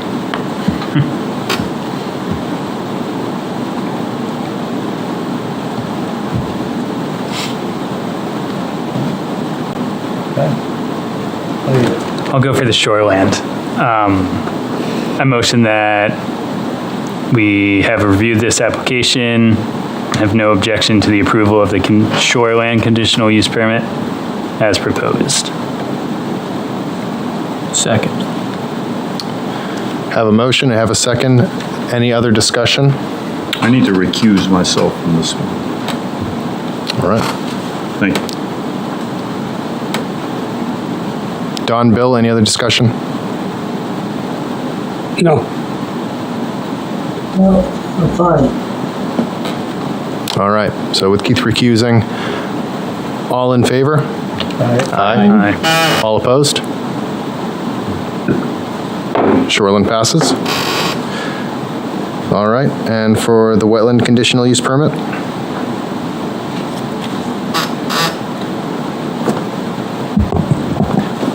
I'll make a motion that we've reviewed the wetland shoreline conditional use permit. Yeah, just the wetland. Just the wetland. And we have no objection to the approval of the permit as proposed. Second. All right, we have a motion, we have a second. Any other discussion? All right, going to, and you're abstaining for this as well? Keith abstains. All in favor? Aye. Aye. All opposed? Keith abstains. That also passes. Thank you, Chairman and members of the board. Thanks. Thank you. We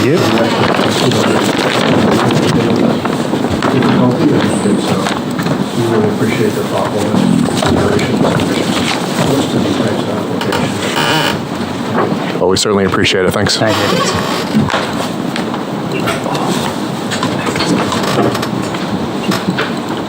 All right. Home stretch. Home stretch. I see you have a presentation coming up. Okay. Very quick one. We all get a good stretch out of it. It's been We're doing well. Hang in there, all. We're going to get right through these. Thank you, gentlemen. Hey,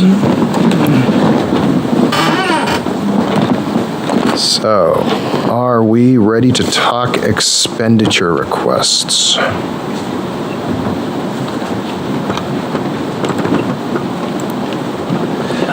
Yes, I'm hearing a yes. All right, so action item 5, expenditure requests. A commemorative bench at Rains Farm. We have Dave and Bill. Yes.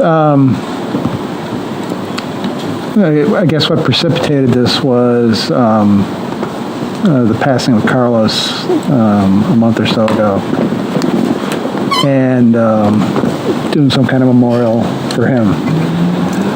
But then there's been other people also that served for a long time and accomplished a lot, and there are people that have been serving for a long time and continue to accomplish a lot. So it kind of broadened into this, let's create something where we can honor not only somebody like Carlos who's gone, but also maybe honor some of the people that have served for a long time. And we can always just come up with whatever that benchmark should be. But Kristen came across this Leopold bench. And Bill and I also had discussed things and trying to figure out the best place to do some sort of memorial. And we kind of settled finally upon the Rains Farm. Carlos was a very active bird ornithology person. This Leopold bench is something, I guess, that is a popular low-impact viewing platform for somebody to sit on, either forwards, or if you turn around and sit backwards, you rest your elbows on the top rail and hold binoculars. So it's extremely functional, very simple, very low impact, and we're hoping that everybody's supportive of the idea of placing several of these out at Rains Farm, maybe up on the knoll. Could be kind of picturesque up there, and that would be a good viewing platform on which to put these. So I have a friend who's a woodworker, and he assembled a list of materials to construct 3 of these. And what he came up with was a total of $170 some odd. I think he left out a few things, and I'd like to have a little more of a cushion than that. But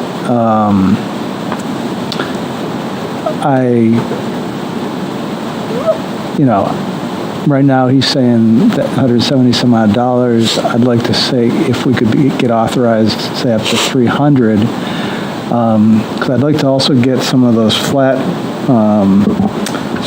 square patio blocks, about 1.5 inches thick, set those into the ground flush to put the benches on to keep the moisture off the feet. They would be painted with, like he said, a porch exterior floor paint. This is an unfortunate color choice by him, but we do have others, and Kristen will send those out at some point. It's a paint, not a stain. It's a paint. It's like a floor paint. Yeah. Something that's just really tough. And then we would put on there a small placard with the person's name, maybe the period of time they served, and that sort of thing. And my friend has offered use of his shop, well, basically use of him and his shop. I'm going to help, but I will strictly be an assistant. But he'll do it for nothing. He's a good guy. And, I'm proposing, he made a kind of exhaustive list of what to get, where, what the options were, pricing and all that sort of thing. At the end of the day, we can get everything we need from Exeter Lumber and RJ's. And the cost is basically a wash with any of the boxes. So that's what I'm proposing to do. And so I'd like to see if we can authorize the money and he'd get started right away. I think it's a great idea. It was mentioned at one point that we might have to move for the hay. Is that a permanent? Might have to move. Moved it for the haying? Moving it for the haying, moving it shouldn't be an issue at all. And the way I propose to put the blocks in would be that they would basically be flush with the ground so they wouldn't impact the mowing at all. But are they going to have a clamp, like a metal? No. Okay. No.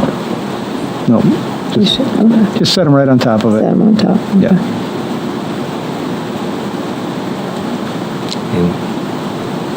Great, let's do it. Yeah, I think it's very thoughtful. No reservations here. I'd Got a motion? make a motion to approve $300. Up to, say, 300, and Yeah. I'll put it on my accounts and then bring all the receipts in and stuff. Yeah.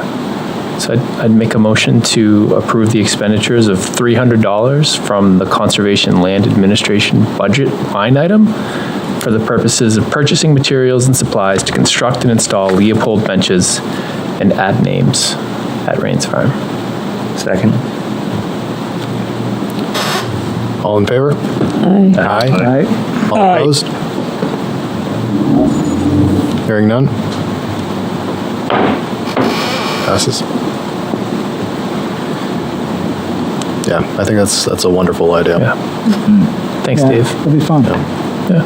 I can't wait to get him done and take a couple photos and send them down to his wife. Yeah, She'll appreciate that. she'll love it. Yeah, awesome. As will the boys. All right, moving right along, approval of the mowing funds. So David O'Hearn gave us a quote. Basically, the decision before you, in addition to the approval for expenditure of funds, is for Morissette. This is year 4, and so we talked about year 4, we would mow the entire field.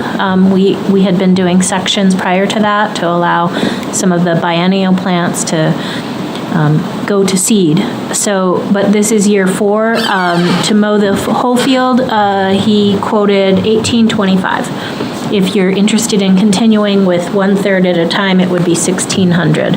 And so that would cover mowing Morissette, Perry and White's Meadow, which is the property off of Court Street along the river, Irvine out by the country club at the peninsula, and that's it. Yeah. So you're saying 1875 for all the mowing. 1875 if you want to do the whole field, which is what we would recommend. Right, but that also includes the other properties. Yes. Yes, okay. Sorry. I'll make a motion to approve the 1875 for the mowing. Second. All in favor?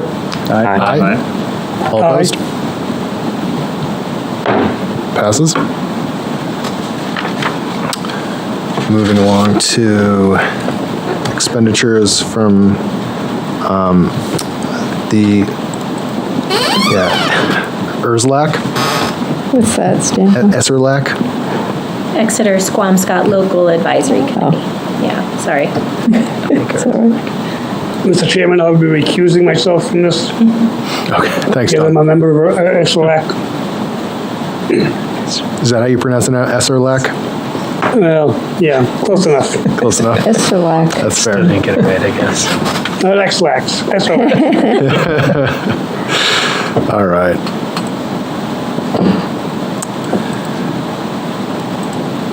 So these are $150 dues, is that correct? Yep. So, Don, maybe you can tell us what SRLAC's done for us recently. Oh, it's done a lot. Done a lot? We support all conservation commissions. We support their missions. I know we've worked with the Conservation Commission and Kristen, very much so, Kristen, on the latest Alwye Festival. And thank you again, Kristen, for all the work you've done. So SRLAC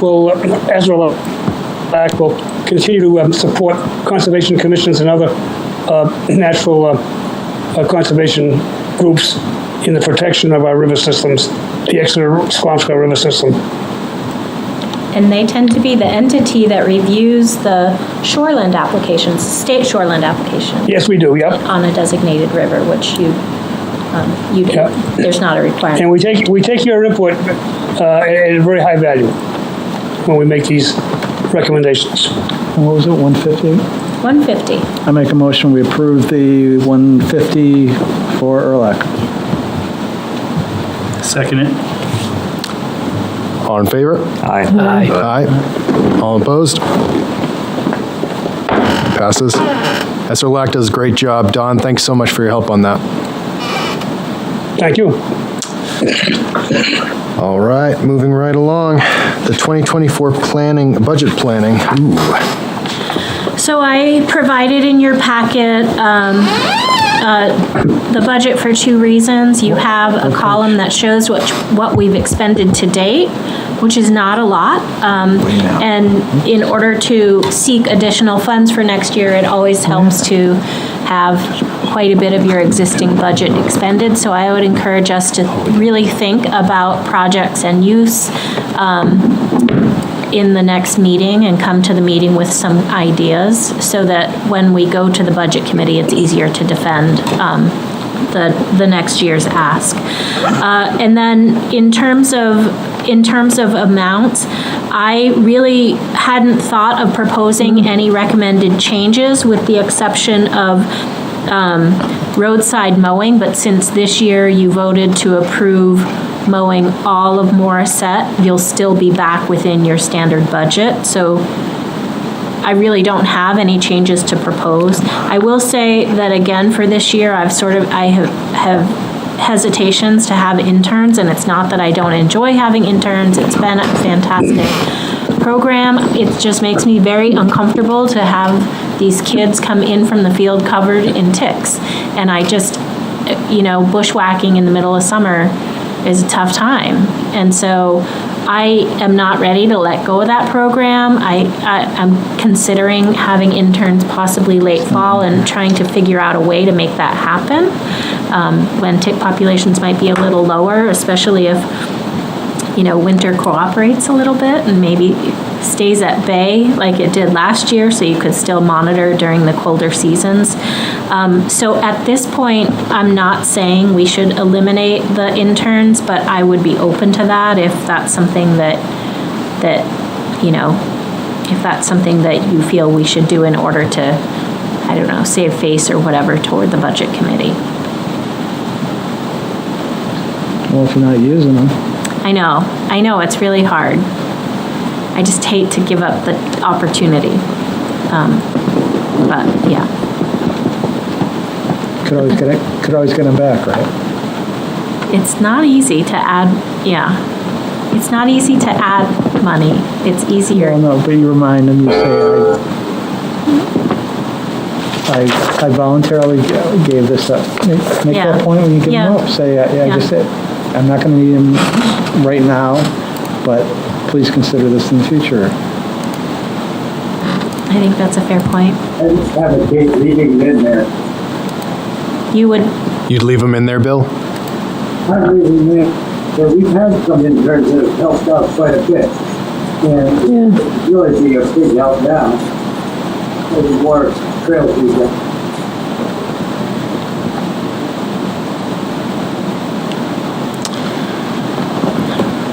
So, as someone that tries to avoid looking at budgets as much as I can, is there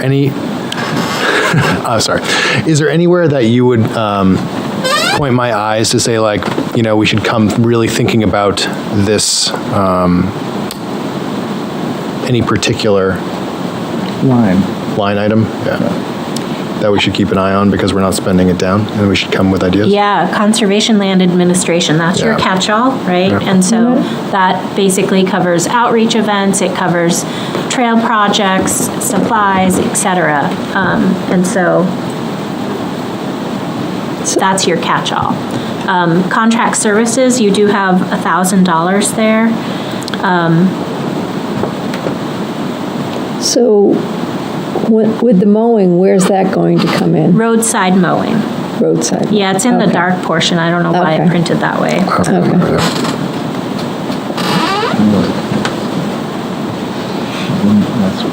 And then the education and training, that tends to be, it covers enough for several people to attend the New Hampshire Association of Conservation Commission annual meeting. We have quite a few new members, so I hope that there'll be some interest in attendance there.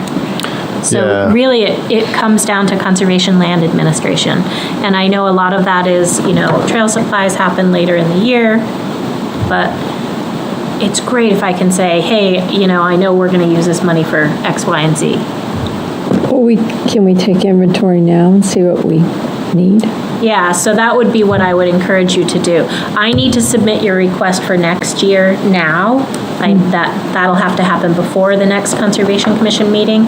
But in terms of spending the current year budget, if you come to the next meeting with a list of items, that would really be helpful. And when do they pass the budget? March. Is that a March? Yeah. But you submit it in September? Yeah, so I present it to the town manager. The town manager has recommendations that might cause things to shift. Then from there, it goes to the budget committee. The budget committee makes a recommendation to the select board. The select board puts it on the warrant. And most of those meetings are in like the December, January, February timeframe before it gets on the... Yeah, I mean, I need to submit... October, November. Oh, go ahead, Nancy. Pardon? October and November. Yeah. There might be one at the end of September. Yeah. Okay. So I'd be willing to help do inventory if we need something like that, and just figure out what we have and what we need. Okay. And I don't know. Do you think you'd want to get interns the end of the year? I mean, the fall? I don't know. It's hard to say. I know. And actually, I'm just wondering about that too. So if we bring in, I'm reading what the description of the Conservation Lands Administration, things like the actual materials, the tools, that would fit under there. But like if we brought in someone to actually do invasive removal, can that fit under that? Yeah, it could. Okay. Yeah. So that doesn't need to be under like a temp salary or temp wages or anything like that? So temp salaries is interns, part-time wages is the recording secretary. Got it. Could any unspent money just be put into that conservation fund? No, it should, unspent funds tend to go back into the... You can't move... General fund? Can't move sideways? Generally not, no. Okay. I mean, I guess you could make a case to the budget committee. I prefer to have someone else join me in that process. Doing that. Someone to hide behind? Just a thought. I mean, the goal is you're requesting what you think you generally spend. Right. And we've been roughly pretty good. It's just that, I get nervous when we're partway through the year and we haven't really been talking about upcoming events. We're not talking about stargazing yet, and all of those are possible, but Rains is under construction, and so we've got to look at other options. So this is after the Alewife Festival? Yeah. That's in here already? Yeah, I mean, we really didn't spend anything on the Alewife Festival.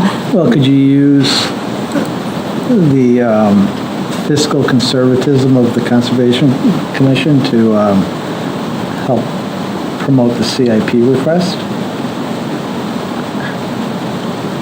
because that's important, right? And that's not a given that we're going to get that, right? Right, you mean for rains? Yeah, for rains. Yeah. Just, say we're trying to be as conservative as possible in these other areas because rains is so important to us.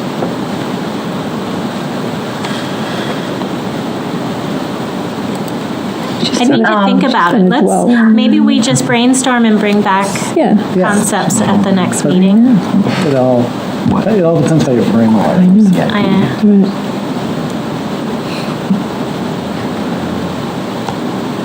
Yes. It does sort of depend on how you frame it, but I think that they're viewed as kind of very different projects. Yep.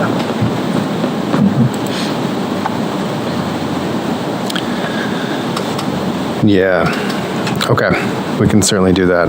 In my mind, it'd be great. I remember going out with Carlos, God, long time ago, and using whatever that was. It was like a brush wrench or something like the weed wrench. Yeah, I used that with him once. That was incredible. Yeah. But yeah, getting some invasives pulled out, because I know there's a lot of spots where the bittersweet is just like taking over. Yeah. Things like that seem like really low hanging invasives. Nice. Yeah, I like that. That's good fun. Yeah, thanks. All right. Anyway. So I guess in 2 steps, are you okay submitting the budget as proposed, or would you prefer to take the interns out for next year?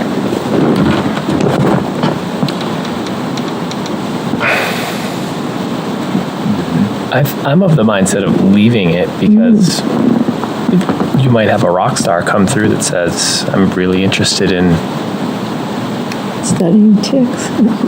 X, Y, and Z, conservation related. Yeah. And if you don't have the money, that we can't do anything. But if you do have it, then you have that ability to say,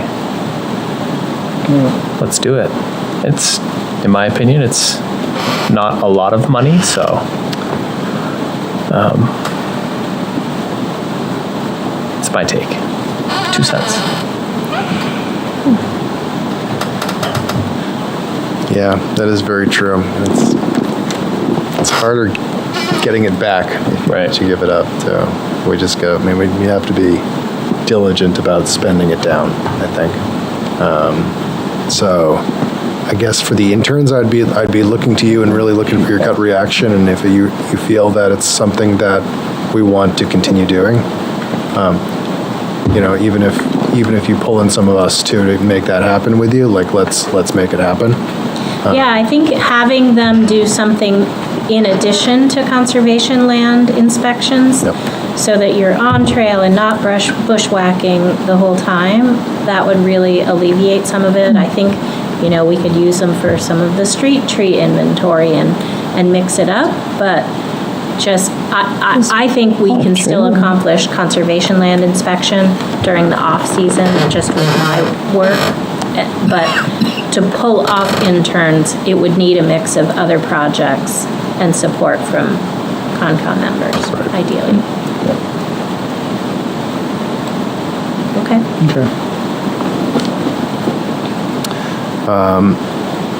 As for the rest of it, I think it looks fine as is. And again, we'll just need to hold some events that actually spend some money down, I think, or more donuts. We're just too cheap for some of these. That's it.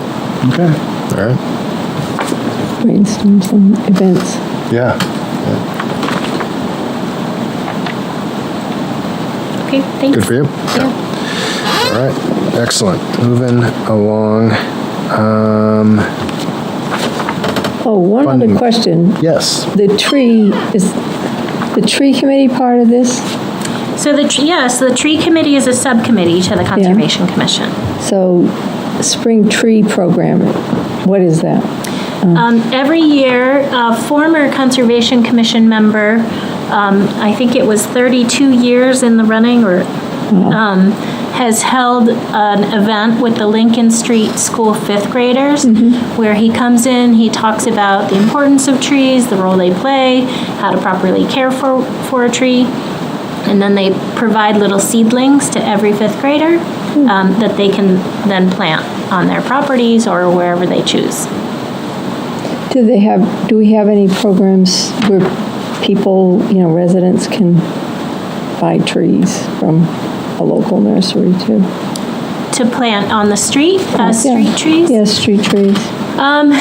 So there is a memorial tree, there's a line item for memorial trees. The tree committee oversees kind of that alongside of Parks and Rec and Public Works. So that is possible. Right now, the tree committee just found out that there are 15 Liberty elm trees coming to them by way of donation that we thought would be spaced out over a period of 3 years in 5 tree batches. All 15 are now coming to us this fall. So we have some potential trees that we're seeking locations to plant. Obviously, we're consulting with Public Works, but if a resident was really passionate about having a tree, I would say they could reach out and we could take a look at the site. Well, we're gonna store them at the nursery if necessary. Yeah, I saw that. Until decision can be made on where they're all going. Yep. That way Jay can just kind of pull from the inventory as it goes along. Yeah, so the tree committee hasn't met since that announcement was made, but yeah. So what are they called? Liberty elms? Liberty elms. It's just a hybrid elm tree that is disease resistant. Disease resistant, right? To Dutch elm disease. Nice.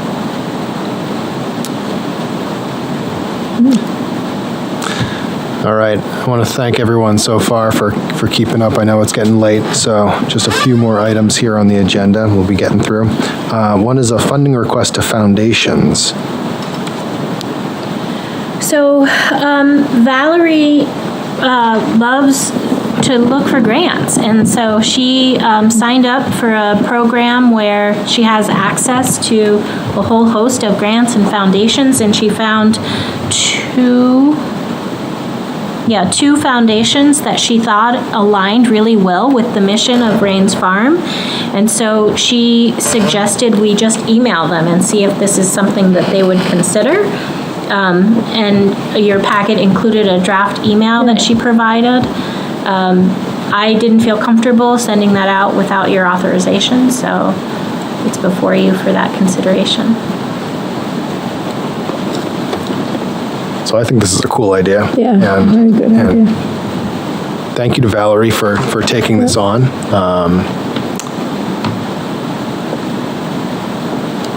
I mean, this, I feel it would probably come from, my thought would be Drew, like the chair, would probably be the one authoring this. But I would certainly I would move to authorize that Drew sends the above email inquiry on behalf of the commission for funding support for repairs. 1 second.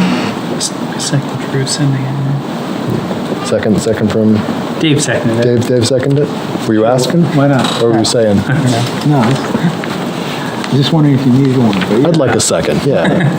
All right. And at the same time, I approve. All right. Any other discussion on that? All in favor? Aye. Aye. All opposed? Aye. Okay. So that can go Put it on the list for Drew. on Drew's to-do list when he gets back. He doesn't have too many this time around, actually, so he'll be happy about that.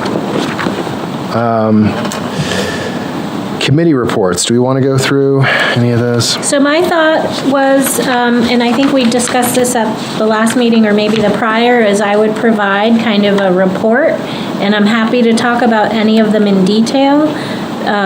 They are provided in the packet that's on the website, so the public has the ability to see it. There's lots and lots and lots going on. So I don't feel like we need to step through it, but I'm happy to. That's a good feeling to have. Yeah. Although I do really appreciate this like bulleted list we have in our packets of what happened. This is like so digestible as Good, to okay. like what's been going on. There's just like a lot that's been going on. So thank you for doing that. I do want to ruin our flow here. Sorry. Eversource, are they closing those trails out there? Yeah, so we have been working, Dave and I have been working with Eversource. They drafted some signs. We identified the locations where the trails would need to be closed, and essentially there'll be a loop north of the power line that'll be retained and a loop south of the power line that'll be retained. But crossing the power line and using the Watson Road parking lot, those will be closed during construction, which will be at most October through January, early January, December or January. But they're, working with us to try to stage and move through the project in a way that minimizes impact. We plan to share the closure information with Fort Rock Riders.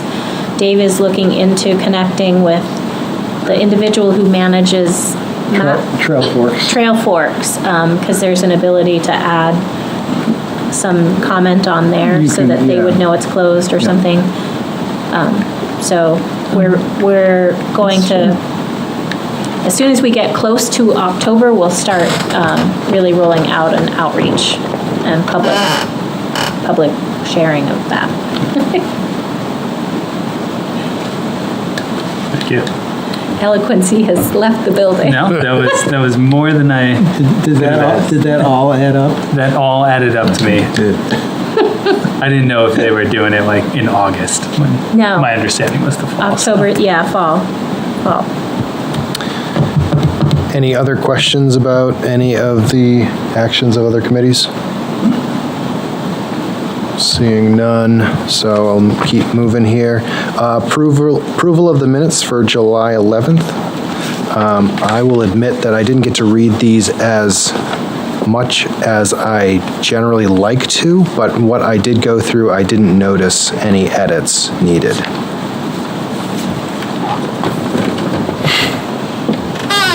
Sure we'll find something. I didn't see anything. Counter will find something. I don't think it's going to happen this round. I think I'm all set. I looked at them before. All right. Well, assuming we don't find any typos in the last second, I'm sure there are none. I move that we approve the minutes from the July meeting. I was not there, so I abstained. Also abstain. Abstain. Oh, there were. That's right. I'll second it. Second, thanks, Connor. I was there. All right. I think it was only like 3 of us. Yeah, there weren't many from what I remember in the minutes. Yeah, I think it was just. All right. All in favor? Aye. Aye. Aye. All opposed? And we have a few abstentions. Those have been approved. I watched the meeting. Any correspondence? We have been invited to a landowner celebration with Southeast Land Trust, which is this Thursday. So if anyone's interested, I will share that and share the details. Forgot to bring it. Seems like we're not really invited. What? No, you definitely are. I'm so sorry.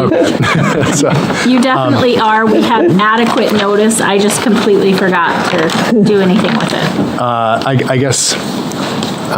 That's my soccer night. Yeah, I don't think I'll be able to, but is it something that like you would, individuals would need to RSVP for it, or would we just? Yeah, so the event is Monday, August 14th, with the RSVP due the 10th. Oh, okay. Where's the property located? It's at Burley Farm, so it's a great opportunity to see their new property, which is I've been phenomenal. there, to the Christmas. In the their new building. So you should really go. It's at 5:00. And so it'll have a presentation and a wildlife habitat walk by Greg Jordan, pizza dinner. That's good. Yeah. And that's for, who's that for? Members of the Concom? So or- it's for landowners because the town of Exeter owns Gilman Park. We're invited. And we have Sounds other good. silt properties. I'm just not thinking what they are right now. All right. Do you want to email that to the commission and folks can That sounds like a great idea. RSVP then? I will email that tonight and tomorrow and let me know if someone wants to go. Excellent, thank you. Any other correspondence that? No. From anyone? Okay, no. You want a motion? Any other business? You want a motion? Do I want to? I do. I'm hearing no other business. All right. Do we have a motion to adjourn? Next meeting date, Oh, deadline yes. is 9/1/23. Oh, my goodness. Yes, thank you. Next meeting scheduled for 9/12/23. Yeah. Submission deadline of 9/1/23. Thank you, Krista. All right, and now, thank you all for the long one. To adjourn? Dave has a motion to adjourn. We got a second. All in favor? Aye. Aye. 9:50. All opposed? Good night, everyone. All right, good night all. We are adjourned.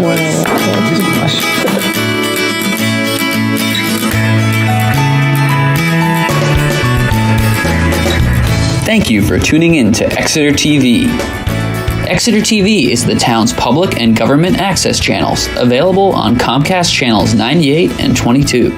Channel 98 is your channel. If you have an idea for a program, want to host your own talk show, or submit a film, we're here to get your content on television. On Channel 22, we bring you live and replay coverage of government meetings and other town updates. A third channel, Blue Hawk Media, is operated by SAU 16 and can be found on Channel 13, with all your school sports, events, and meetings. You can watch Exeter TV online at exeternh.tv, Apple TV, and on Roku. Find us on social media for extra content.